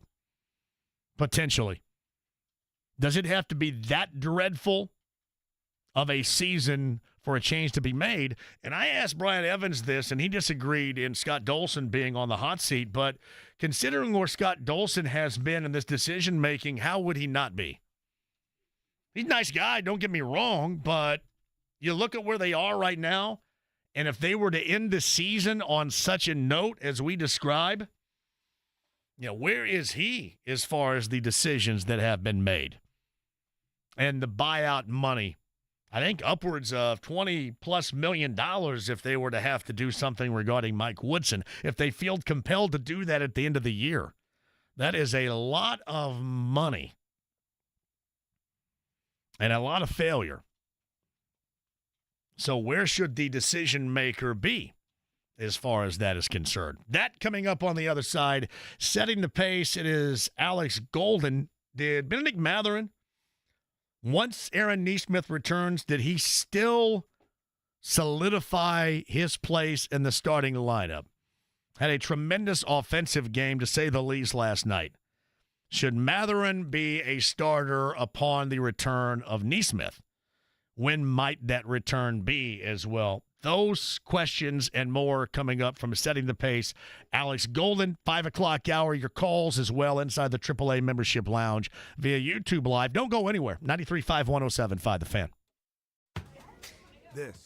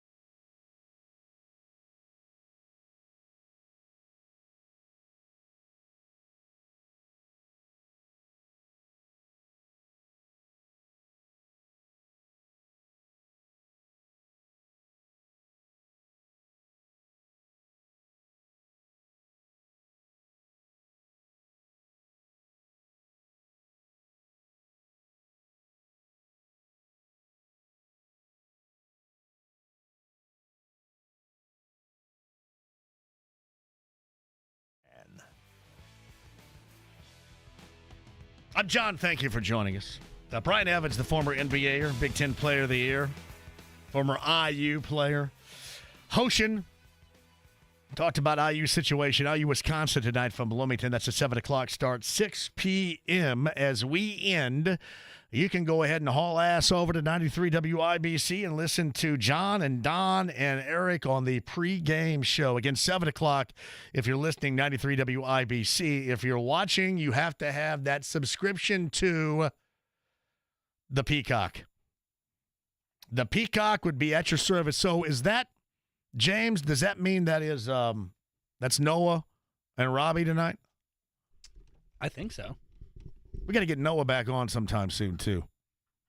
I think it was the first time Noah had called a game in Bloomington. Oh, yeah. Was the last time we had Noah on here. Noah Eagles, who we're talking about. We got to get Noah on. We got to get Ian back on, too. Ian's the voice of the Final Four on CBS. I was watching last night. Here's another one, too. We're going to do some we're going to do a little bit of show prep right here. But who was I watching last night on NBA TV?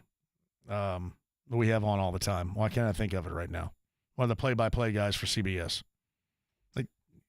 Spiro? Yeah, Spiro Diaz. Yes, I think Spiro was doing NBA TV last night, doing the Heat and the Kings from Sacramento. So we got to get him on at some point as well. I got a big month of March coming up. NFL Combine tomorrow. If you're out and about, we'll look for a Radio Row beginning at 3. I have been told that Shane Steichen, the Colts head coach, will join me at about 4 or 4-ish coming up tomorrow for Shane Steichen. And Ian Rappaport joins us in the 3 o'clock hour coming up tomorrow as well. So at the NFL Combine, which means I got to go down and get my credentials before noon. Who came up with that idea? Before noon. Tomorrow at the NFL Combine downtown at the Convention Center. All right, 239-1070 is the number. I got time for you on the other side, so jump on here. AAA Membership Lounge via YouTube Live. Thank you all for tuning in and enjoying. And on the Andy Moore Automotive Group hotline, Setting the Pace is where you can find the podcasting. And friend of the show, coming off a disappointing game last night at Gainbridge Fieldhouse and a Pacer loss to the Raptors, Alex Golden joins us. Again, Alex, thank you for the time. How you doing? I'm doing good, JMV. I'm glad you're doing better and back in the saddle. So, I was having a problem last week. I had a big problem. So I heard about it. A big problem last week. I'm glad I'm back too. I still feel like I'm getting texts. People want me to play a little hoop tonight, but I still feel a little bit puny. I don't really know how to describe it other than that. Just a little puny is how I'm feeling. Not quite what I normally would. Yeah, I mean, I think you just got to take it easy at this point. I mean, I know you can still knock that 3 down, but I mean, don't want to push yourself too much. I'm not sure. I'm going to have to call over to Center Grove and make sure they have some paddles, some like stroke or heart attack paddles, I think, ready. I don't know if they have those right now. I may have to have those standing by just in case. Absolutely. I have those just for my protection when I play at old age at night. So I heard Rick Carlisle say this morning to Swebo that, it's a learning experience. And I'm not making light of that comment because, you can't just say, hey, we sucked at this and we sucked at that and lack of effort and this and that. You do want to make that a learning experience. But to me, there have been so many examples of a game like that against a team like that this year that I think they're beyond the learning experience. It kind of just who they are, right? It's the team that they are right now.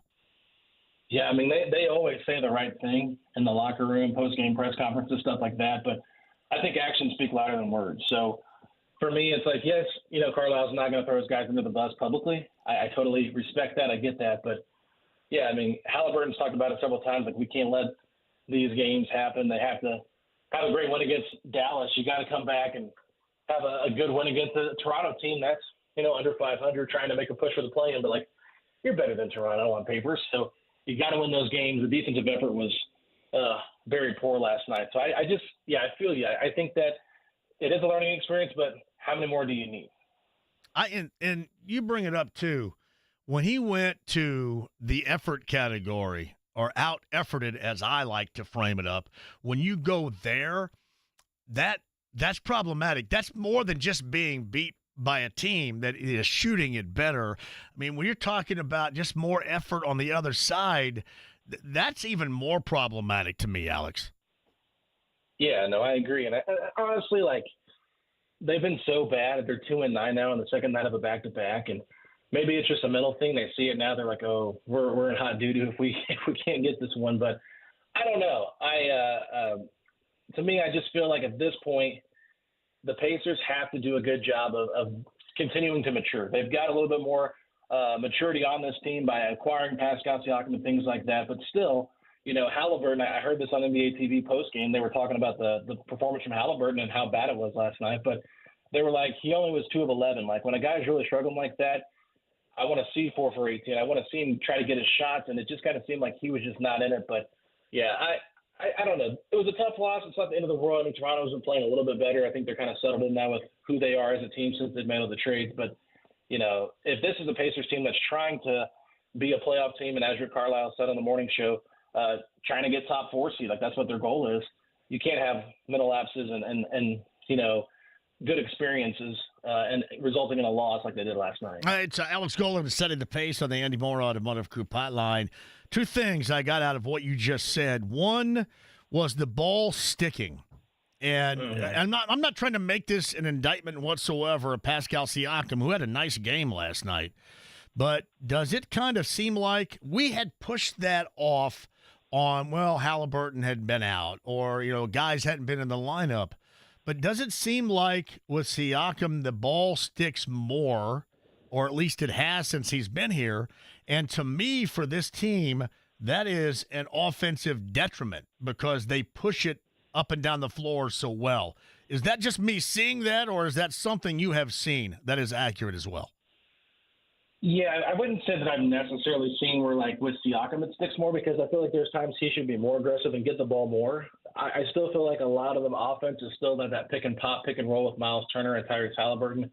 I just feel like one obvious, and this is a clear point, you can see they just missed that spacing without Buddy Hield out there, and it's easier for teams to kind of pack the paint against his team. Not a lot of respected three-point shooters out there aside from Ty and Miles. Like, I know Siakam shot pretty well here, but nobody is within 5 feet when he's shooting a three most of the time. He's kind of being left open. Same with Mathurin and Andrew Nembhard. These are not guys that you consider three-point threats, and you can see where they do miss a guy like Aaron Nesmith out there for his floor spacing. But I feel like the big thing for me that's gone down, and this is probably more of a trying to get better defensively, is the pace. I feel like the pace from the beginning of the year to now has slowed down significantly, and I feel like it's even gotten slower with Pascal here, which doesn't make a whole lot of sense considering that Pascal was so good in transition with Toronto. It seems like they're not playing to his strengths as much in terms of going back to playing more of a faster pace. And that, I could be wrong based on what the numbers say, but it just feels like their pace has not been nearly as fast as it once was earlier this year. And I think that, to me, says more about the ball movement, because when they're playing fast, that's when things get going. When they're kind of stuck in a half-court offense, I think the ball is going to stick a little bit more. It was weird last night. Alex Golden joins us. At the start of the game, they were still scoring, but Halliburton off the dribble, and this was in high ball screen actions. You know, normally he gets Miles going, you know, by virtue of that slip from the high ball screen. And there were a couple of different times when he chose to go all the way, or maybe it was Nembhard, who you kind of know is not going to get it to Miles when he's in that particular action, and Mathurin is the same. You know, Miles, you know, hit early shots, but it wasn't in what we have seen the recommended offensive variety that normally gets everybody going. He hit shots. They started out offensively well, but it didn't seem like it was in the capacity that we're used to seeing, especially off that action with Halliburton and Miles. Yeah, that's a good point. I mean, I just think that Toronto did a really good job disrupting what Tyrese wanted last night, and it got him uncomfortable. And he didn't really, I don't know, he did okay. I mean, he still had 7 assists, right? Like, that's not a low number, but it's low for Tyrese. It's pretty below average. So I think that was a factor into it. And trying to get Tyrese off the ball a little bit more, the way Toronto was guarding him, I thought was somewhat smart. They did it a few different times, but didn't do it enough. And I think they could kind of lean into that a little bit more.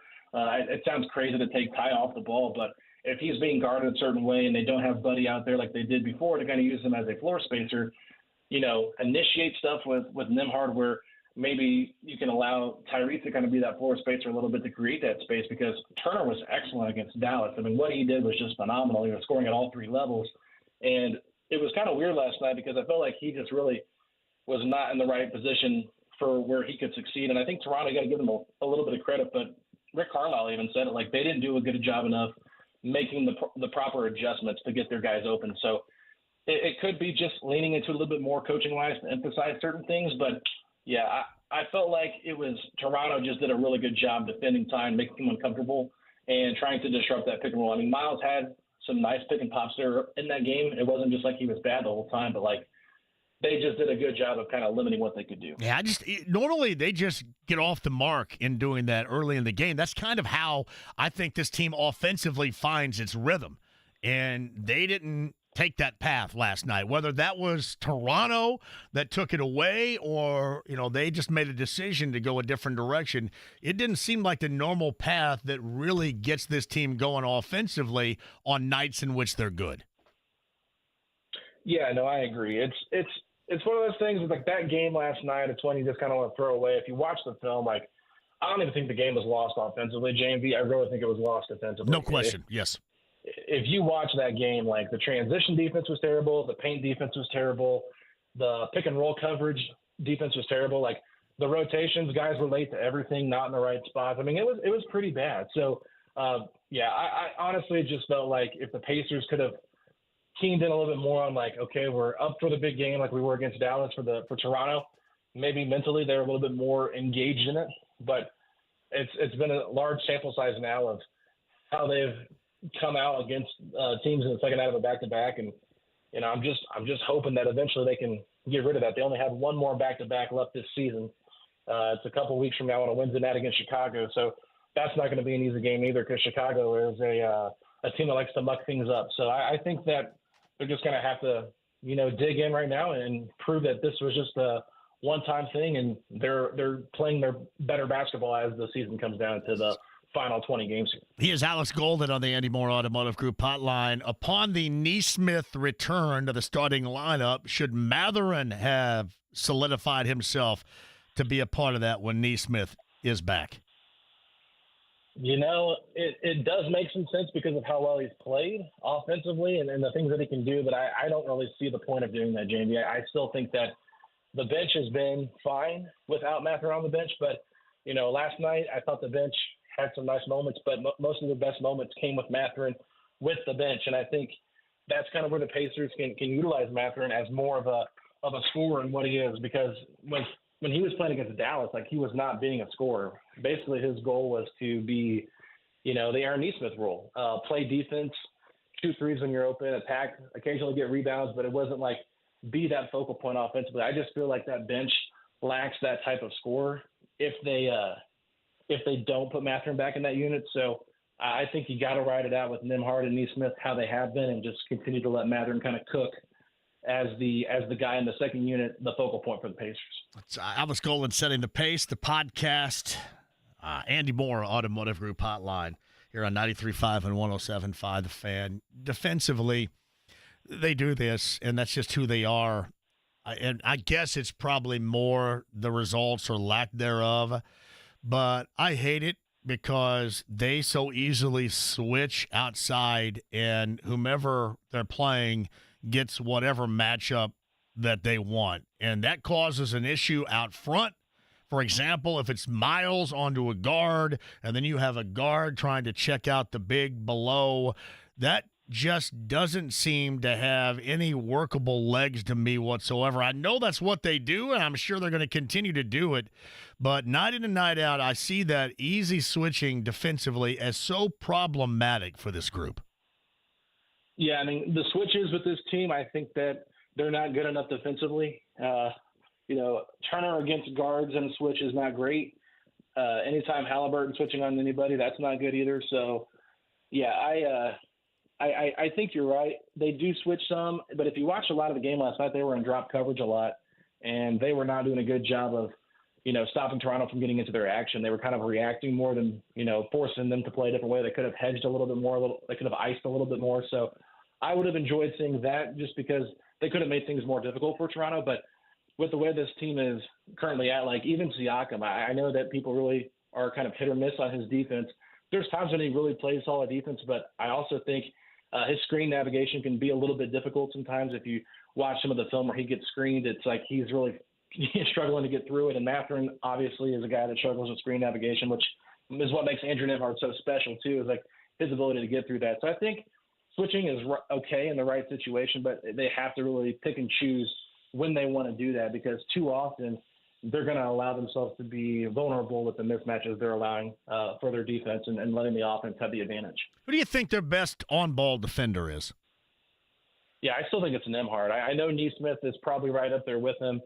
Neesmith might be a little bit more physical, but at the same time, I just feel like Nembhard is a better screen navigator. I feel like he puts pressure on the ball. Like we saw early in that Mavericks game, Benedict Mathurin was guarding Luka Doncic, and that was not working out. So they switched it and put Nembhard on him. And even last night against Toronto, like Nembhard was just constantly being physical, whether it was, he's guarding the ball right there or the Raptors or the Mavericks were taking the ball out of bounds. Like he constantly had a hand on who he was guarding, just making it tough for them, like letting them know, like, I'm here the whole time. So I feel like his on-ball defense is very special, and that's what I think is going to keep him in the starting lineup over Mathurin when Neesmith comes back, as well as the secondary playmaker. You think the trading of Buddy Hield and the settling in with Doug McDermott, it makes this team a lot worse offensively, as we've seen? Listen, it's not like Buddy Hield is tripping the light fantastic. I mean, he's had some bad nights and some good nights, but it is just the overall threat. I'm telling you, with McDermott, sometimes they choose not to guard him, Alex. And he's a guy that you should put out there, and teams need to recognize, or you want them to recognize, they at least have to close out a little bit. But there hasn't seemed like that there's been much concern there. And I can see why. Yeah, no, I mean, Doug's been bad for the Pacers since he's been here, and I hate to say that because, Doug's a good guy, but if that's the best thing you can say about a guy that's playing basketball, it kind of shows you where he's standing at, right? I mean, I like the idea of Doug McDermott better than the actuality of who Doug McDermott has been so far with this team. Went out with an injury. I think Carlisle said he's going to be out Wednesday against the Pelicans. So, to me, he does bring floor spacing to a degree, but, yeah, nobody's going to respect him the way they respect Buddy, and not to mention, Buddy could actually put the ball on the floor, too, which Doug is not really going to be doing either. So Buddy is a much better player than Doug McDermott, offensively and defensively, because McDermott is such a liability defensively. I think that it just kind of hurts the Pacers a little bit when he's out there. So if I'm Coach Carlisle, I don't know how you don't make this decision, but I just go all in on Ben Shepherd getting those backup minutes next to Mathurin with that second unit, and I just pulled Doug completely from that second man rotation just because I just don't think he's going to provide enough for you in terms of winning. You disappointed they had to go that direction? I know you had Chad on, and Chad explained to me why they had to do it, and I know he didn't say this, but in not so many words, I just came to the conclusion that they felt compelled to, because that's what Buddy wanted. Buddy wasn't going to be happy with his situation, but still, in terms of how you present your team now, it has made it, especially offensively, much worse. Even if he's not knocking down shots, he's a threat to be out there, and that's something spacing-wise that you can notice, and maybe that's a reason here or there why the ball also sticks. Yeah, I mean, Chad did a great job of trying to explain it without giving too many details, throwing any information out there publicly. So, what do you expect, right? I love Chad too. So Chad said a lot without saying a lot. I love it. Yeah. I mean, that's good. That's good. That's front officing, I that's guess you could call it. GM and 101 right there. Yeah, because Chris Ballard will talk forever and not tell you a damn thing, and then have everybody around here that covers him say that he's telling you everything. So transparent he is, and he's not telling you jack squat. Go ahead. Yeah, I mean, we know Buddy Hield requested a trade, and obviously there was reports out there, I think by Greg Doyle earlier in the season, that Buddy wanted a hefty contract, probably around like $25 million a year, which was just way too much that the Pacers couldn't offer that to him. So they did not see eye to eye. You have to wonder, maybe there was frustration in the locker room with Buddy Hield, like knowing he was about to be traded. Maybe he was making it a little bit miserable, especially when I think that's true. I think that there's some truth to that. Yes. Yeah. So I think honestly, like it was more so just like, okay, could we ride this out for the rest of the year? Potentially, but is it going to be more of a distraction than it is going to be, a solution to our problems? I think they kind of weighed that out and said, okay, let's do it. We're going to get, like your favorite word, JMV, some draft capital out here as well. So they got some draft capital. Maybe they did solve some of that locker room tension that could have been there. And then, they do a good job of, going out and getting another shooter to kind of help provide what Buddy brought in terms of spacing, at least on the floor with that second unit. But yeah, I mean, the idea was it made sense why they did it, especially with the whole contract situation. But yeah, I think they know this, and I don't know if they publicly admit it or not, but they took a step back overall in talent. 33-26 right now.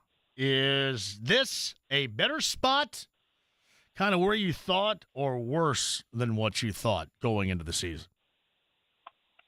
Yeah, I mean, I think this is better than what I thought. I mean, I had them around like 41, 42 wins coming into the year. So, maybe they're kind of on pace for that still, but I think they can reach 45 wins. That wouldn't shock me at all. So they're in a good spot. I think they've played really good basketball. Tyrese Halliburton has ascended more than I expected him to ascend. I think Aaron Nesmith has taken a huge jump this year, something I didn't see either. And then going out and getting Pascal, they've hit some bumps in the road along the way just because of the Tyrese injury. Trading for Pascal, then trying to reincorporate him and Tyrese together. And I still think that they're figuring things out. It's been a little clunky. They've found some good moments. They're a positive still when they're on the court together, which is a great sign. But they haven't dove fully into it. I still don't think Tyrese is 100% back by just watching him play. He doesn't look like the same guy before he went down with the injury. So we've seen flashes of it, but not a consistency of it. So I think they're in a good spot. I think they're going to finish. I would hope they finish top 6. I think they can still do it. They got 7 games, I think, left against the top 10 teams in the Eastern Conference. So that's not that many considering they have like 20 plus left. So I think they have a good opportunity here, JMV, to kind of push past what the projections were earlier in the season and the off season and kind of prove to people like, hey, they are better than people realize. And they're going to be, and I know people hate this word, but a tough out in a first round playoff matchup just because, they've got enough talent to win any series, I think. So I said 45 wins. Do you think that is truly reachable, 45? Yeah, I think it's reachable. So would you question why I'm griping so much then? In terms of just being pissy, like on nights like last night, or losing to teams you shouldn't lose to. Talking about effort. Should I be a little less pissy considering I said 45 wins and that's still a target? Yeah, I mean, I don't think you should be less, just because the fact is they have to win these kind of games. There's too many games that they've had against teams under 500 that they've lost. So I personally understand your frustrations. It's very frustrating to watch them just play so flawlessly, not flawlessly, but really close to flawless against Dallas and just kind of put the clamps down. And then they come out and just underperform against Toronto. And maybe it's overlooking them, maybe it's not. I don't know, but I just think at the end of the day, this is a team that has to continue to mature, and it is frustrating when they don't do it. And I think Pascal said it right. These teams might be worse record-wise, but they're still in the NBA. They still have talent, and anybody can beat anybody on any given night. But I think if the Pacers are really trying to separate themselves as a team at the top versus a team in the middle, they've got to win those games. So, yeah, I completely think that your frustrations with this team and their bad losses is justifiable because – as a fan myself, I get frustrated seeing them be so inconsistent, and that's what makes it hard to believe fully in what they can do. So Alex Golden setting the pace at Alex Golden NBA. You can find him on X at Pacers Pod STP, and you can find the Blue and Golden .substack.com for other stuff as well with Alex Golden too. I guess maybe 45 wins is what I'm thinking about, but it just seems like that at this point they have left, unfortunately, a lot on the table, which does lead to that particular disappointment. Hey, by the way, too, Alex, so explain this to me. Last night I thought I'd get some anti-Miles stuff. I mean, 16 and 11, okay. I mean, he took the bench at the end of the game. They go small, and obviously that didn't help, but that's how Rick wanted to play that down the stretch. And I thought last night I'd take some. But I took some from idiots when he goes 33-8 in that win over Dallas on Sunday. So I take 33-8 from people with anti-Miles stuff after that win, and then nothing last night in a disappointing loss in which I don't think they took him off the floor because he was ineffective. I think they took him off the floor because they wanted to match up better with Toronto. Either way, it didn't work, but I didn't take anything on that loss last night. Yeah, that is a little bit surprising. I saw the people chirping at you after he had the great game, which didn't make any sense to me. I think there's Pacer Digest people. Does that still exist, Pacers Digest? It's just a bunch of no basketball knowing nerds. Does that still exist? I don't think it does, but I do know people that were a part of that have been on our show as fans of the week to test their Pacers trivia out. And there are some that I think really know their Pacers trivia and some that have not performed so well. So kind of gives you an idea of, some are good on there, some are not. But anyway, I mean, he gets blamed for everything. Yeah, that's just the thing. He gets no credit when he plays well. He gets all the blame when they don't, every single time. And I think that just comes from knobs. No basketball knowing knobs. No, and I agree with that. I mean, I think the only thing that hurt Miles' case was he wasn't at the podium after that game against Dallas. I did not understand that. Like, they put Tyrese and Mathurin up there, and I felt like Nembhard and Turner were the two best players in that game against Dallas. So I was a little bit surprised that he didn't You think that bugs him, though? I don't think that bugs him, does it? I don't think it bugs him, but I don't think it helps his case for all these people that are like, oh, yeah, he didn't even get the podium game. You know what I mean? So people look for everything to make a big deal about it. You know how fans are when they're haters and things like that. He can't even make Lego models. Why can't you even do that? I mean, he can't even do that. Just let him live his life. I mean, if I could build Legos like he does, heck, I'd be doing it all the time. I just don't have the patience for it. So, you know what? He's got the patience. He's got the paycheck, and he can make all that stuff. So I think, hey, I think it's pretty awesome. I've always found it incredibly stupid of some dumbasses here that take a dude that loves being here, loves playing here, really enjoys being a part of it, does everything, even outside of basketball, off the floor, and to some of these jackasses treating him in the fashion in which they do is just ridiculous. It just is. And it just goes to show you what kind of dumbasses we're dealing with. It definitely does. And I think next year it's only going to get worse because he'll be in that contract year once again if he doesn't get an extension. It can get worse? Wait a minute. Tell me, this can get worse? No. You're going to hear more trade rumors next year if he doesn't get an extension done in the offseason. So it's going to be a long 365 days for you, JMV. But, before I go, though, I have to ask you, because we had Jeremiah Johnson on the podcast, and I know you were down, so maybe you didn't see the tweets, but he brought up how incredible Rack's roast beef place is. I've actually never been to Rack's.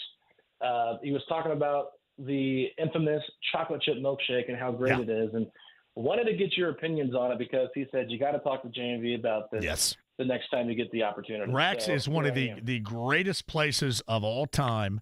It's still located. They have locations still in Ohio, maybe a couple in Kentucky, but not very many. And I maintain if somebody with deep pockets would bring one to central Indiana around here, that it would be a money-making machine. Have you ever come across anybody that's ever said a bad word about Rack's? Never, ever. It would print money if somebody could bring Rack's in a location to central Indiana. Absolutely print money. Yeah, I was going to say, I haven't heard anybody say anything bad about it because first time I've heard anybody talk about it was JJ on our podcast. Well, they're famous for their bacon, beef, bacon, and cheddar. Now, it used to go by the initials, which in our world in which we live now, you can't do that anymore. Apparently, I found that out last year when people laughed at me about it. But that is their famous sandwich. But you're right, the milkshakes are top notch. Rack's, nobody's ever had a bad word about it. They used to be here everywhere. Small towns like Bedford, obviously Bloomington, in and around Indy, and they're no longer in Indiana. But if somebody were to bring it back, it would print money. Guaranteed. Well, I'm all for it, JMV. You start the petition.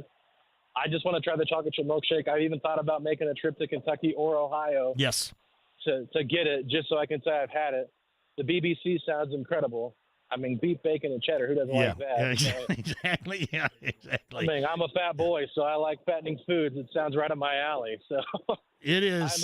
It is great. I'm now, all for it. And I got a friend named Jim Romanak and his lovely wife Sarah. When they go to West Virginia, they come back and bring a bag full of Racks for me. So it's always awesome. So, yes, it is. It is beyond legit. And if somebody has deep pockets and can open up a location, bring it back. People always talk about In-N-Out Burger. If they could ever get that here, that would work. Racks would work equally to that. People would flock to it. You would print money easily. All right, JMV. Well, let's start the petition. Let's try to get somebody with some money to get it for us. You the man. I don't have to travel out of state. Alex, I appreciate you, man. Thank you. All right, JMV. Thank you. Alex Golden, at Alex Golden NBA. You got the Setting the Pace podcast and more with Alex on the Andy Moore Automotive Group hotline.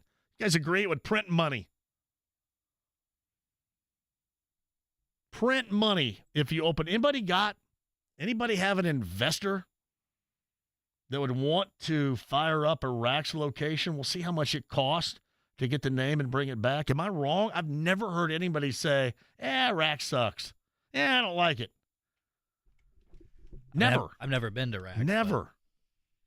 They're just like they're like roast beef and it's like an Arby's. Okay. Well, no disrespect to the Arby's, but it doesn't have, like, when you say Arby's, you go, Arby's is fine.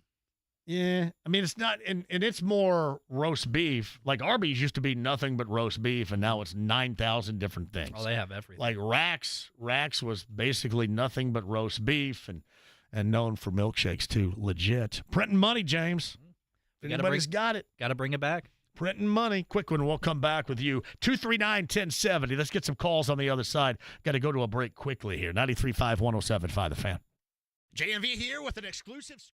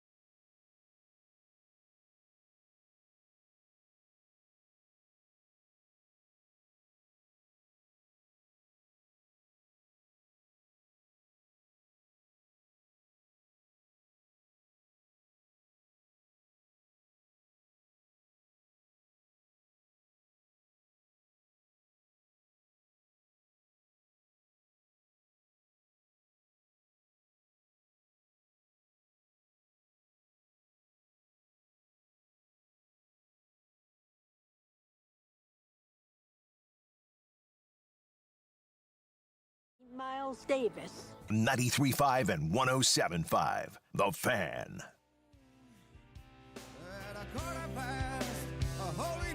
Hey, welcome back to the show. Alex Golden, podcast 1075thefan.com. Jeff Stevens writes this. Matherton reminds me of a year two Kobe Bryant. I will say this, Jeff. I would not go there with that just because automatically people will say, oh, no way. But I will say this.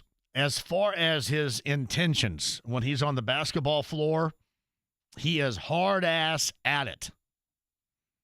He is relentless at it. He goes at it hard. So I don't know if I would make that direct comparison, but in terms of how somebody goes after it, especially on the offensive end,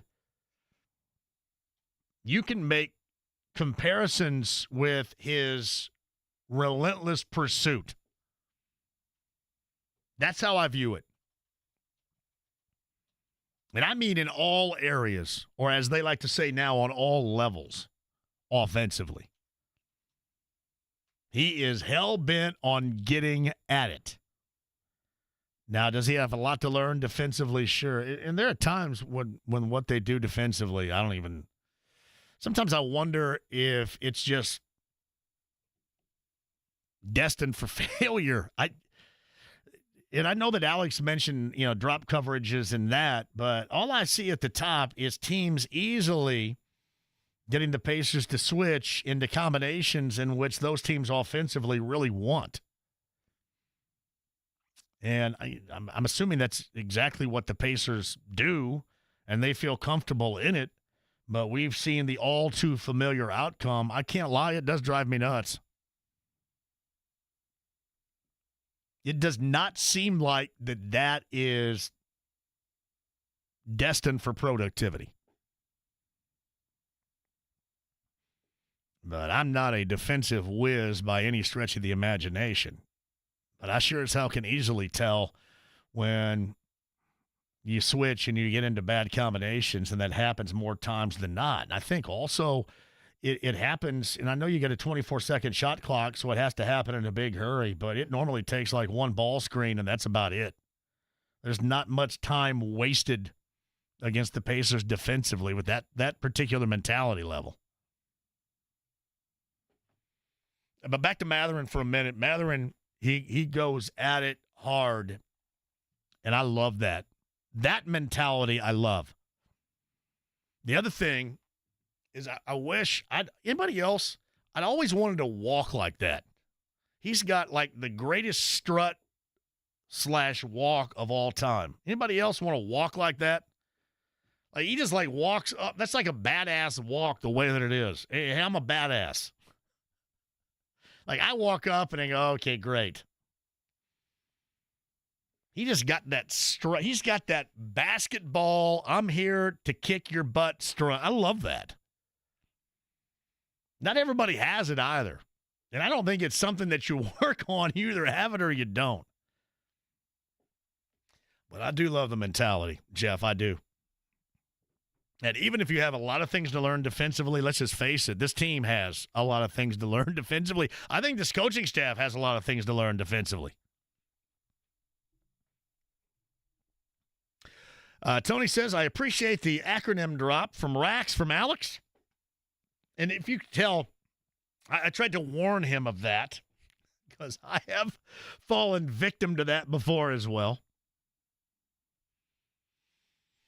It's from John. My man JMV with the best take I've heard in a while. A Rax here in Indy would print money. I'm telling you it would. Anybody disagree with that? Joe says, I thought Rax went out of business. All the Rax locations in Indiana did. There are still locations. I don't know how much it cost. I'm assuming that they are independently run with the Rax name, but there are a handful in Ohio, maybe one or two in Kentucky. And that's about it. But you could go to town with a Rax location around here. Hey, tomorrow's show is going to be, as you probably have heard already, live from the NFL Combine. It's going to be a hell of a time. That's coming up tomorrow. 239-1070 is the number. I'm going to go here, line 3, pot him up here. Chris, welcome to the show. How are you? Hey, John. Yeah, thanks for taking my call. I'm going to back you till they prove us wrong on Miles. I'm telling you right now. They all act like Miles is the cause of the issue of whatever. Who else is out there anyway that's just heads above him that's not, MVP or something? But besides that, that's not even why I called. But I always want to let you know, you and I talked about him many times, and we're on the same page with him. We need that guy. And you know what? It's not every game. Like, I'll say it when it's not working, but he is the guy. I've tried to think, Chris, before of how to compare him to others, and my comparison is Jim Caldwell. When Jim Caldwell was here, when they won, he had nothing to do with it. When they lost, he had everything to do with it. And that's how people around us, some numbnuts around here, a few miles. Yeah. Well, here's my purpose to call, and I just crossed my brain. I said, man, I'm going to call John tomorrow on this one. So Matherin, you know who his game models behind, in my opinion, and it's a nice piece to have because if you remember the guy I'm about to mention, it was the team I think that had the best chance to win the championship, but it was Artest. He's a little smaller, but his attitude, his ability, once he gets his brain together and wants to play that hard defense, has a little chip on the shoulder towards everybody. Yes, I would agree with that. And yeah. he's not a great jumper, hopper, but man, he can. But he reminds me of Artest a little bit and how he plays the game. Yeah, you talk about being hard-nosed and going at it like that. That's how I tried to explain it. And, people have brought up Jimmy Butler before, things of that. Yeah. I think all of those, you can take some examples and characteristics away and just in terms of Matherin and the style in which he plays, equate some of those aspects to him. Absolutely. And Artest's numbers, in his heyday with the Pacers, probably about 19 a game. But a lot of that stat sheet was not, filled up with what he really brought. So, anyway, I wanted to share that with you, brother. And see what you thought. Chris, thank you very much for the call. I would agree. There are a lot of aspects you could take away from his game. He is hard-nosed and all business, and I dig that. Tina's up next at 239-1070. Tina, welcome to the show. How are you? Hello, Tina. It's you. Hello? Hello. Is this Tina? Mom, yeah, we were wondering about the border collies. Oh. The puppies. Yeah. I probably ought to talk with you. Can I talk with you guys after the show? Can I have Corbin take down your number? Yes, absolutely. Okay. I'll put them on hold and get their number, Corbin. So in case you didn't hear the story a little bit earlier, I kind of said it, not so much in jest. So we had evidently a dog roll up on my mom's property in Greene County here in the past 2 weeks and dropped a litter of 7 puppies on her property. And, of course, there's my mom taking them all in. So I was asking people if anybody needs any puppies, kind of half-assedly, but also a little bit seriously. Because I went down there and I go, what in the world are you doing? And then automatically I just get ripped for it. So what would you do, huh? So you wouldn't take care of them? So you wouldn't feed them? So you wouldn't help? That's what I get. I go, no, listen, I just don't want you to be overwhelmed here. So I'm trying to help. Thank you guys for that call. Jay's up next. Jay, welcome to the show. Hey, John. It was great listening to the, the takeover Saturday night. I really enjoyed that. I enjoyed you calling in. That was a Tom Petty song, Free Fallin', from Jay on the North Side. Well done. Right. I went to my first Pacer game in over 3 years last night. Yes. And I thought Doug McDermott, he just stays in the corner. They need to make better use of him. So I thought we should have kept Buddy Hield because Doug McDermott's worthless. The better use of him is being on the bench. Staff. Yeah. What? Yeah.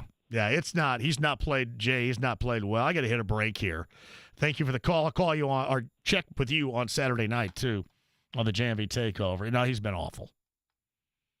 He'd been awful. And to me, I said this to Alex a little bit earlier. When he was out there, they really don't even respect his jumper anymore. They kind of half-assedly close him out. Listen, I know that they were put in a position with the Buddy deal. You just wish that they could have somehow worked that out. And they couldn't, right? They could not.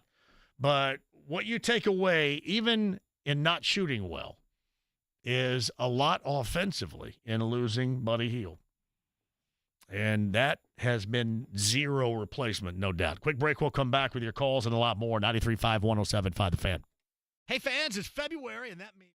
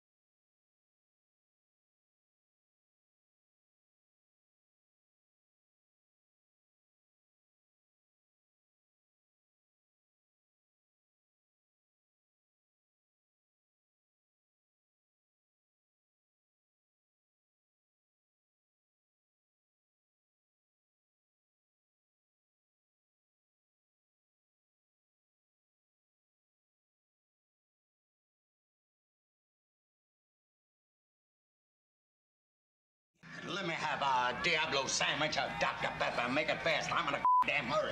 93.5 and 107.5. The Fan. All right, tonight, could get some jacket off type of weather around here, so be weather aware. I just got this from Greene County. I had no idea this exists. Greene County Emergency Management Agency. Yeah, if you're asking what that is, I thought that was just some dude that rolls around with a plow on the front of his truck. I guess it is more than that, but they did send out, keep your eyes, this is from Greene County, toward the sky. And it said the Weather Channel advises that Greene County is in. I've never heard of this before. Any weather people out there, you weather nerds, know this? Toracon 5? What the hell's that? Greene County is in Toracon 5, which evidently is the highest and most severe tornado rating. What the hell's Toracon? I've never heard of that. All right, before. weather dorks. I need a little help. Toracon. This is for Greene County. Toracon 5. So are we backwards? Because DEFCON 1 is the worst. DEFCON 4 is peace. Toracon 5 is the worst. How do you spell it? Toracon? Like T-O... Well, I mean, it's just from Greene County, so who knows? It's spelled evidently Toracon, although maybe it's spelled Torakkon. Who knows? Toracon 5. Well, when I Google Toracon the way you spelled it, I get a convention for anime cosplay and nerd culture. So somebody's just making it up down in Greene County? What? Quite possibly. Come on, man. Andrew's at 239-1070. Andrew, welcome to the show. Hello, Andrew. Hey. Go ahead, man. Go ahead, Andrew. Let me take it off speakerphone. Hey, you were talking about racks earlier. I was. As of last July, there's still one open in Peoria, Illinois as well. Oh, there's one in Illinois, too. So Illinois, Ohio, and Kentucky. Thank you for the call, too. I do have to run here, Andrew. We got to get one in Indiana. Somebody, again, has got some cash, an investor or two out there. Racks would work. I've got to go in 10 seconds or less. Dennis, jump on here quickly. JMV, I want to give you your flowers concerning Miles Turner. If he scores 30, there's always going to be somebody who says he needs to score 40. If he gets 10 rebounds, there's always going to be somebody that says he needs to get 20. Guys around the league respect this man, and they would love to have him on their team. Thank you. Dennis, thank you very much. Thank you, Corbin. Thank you, James. Tomorrow, the NFL Combine, Shane Steichen, Ian Rappaport, and Matt Miller from ESPN tomorrow. Be weather aware tonight. Use caution. Make sure everybody's okay with the weather on the way in. We'll be back tomorrow, NFL Combine style at 3, 93.5 and 107.5 The Fan. Have a great night. Be safe. This is the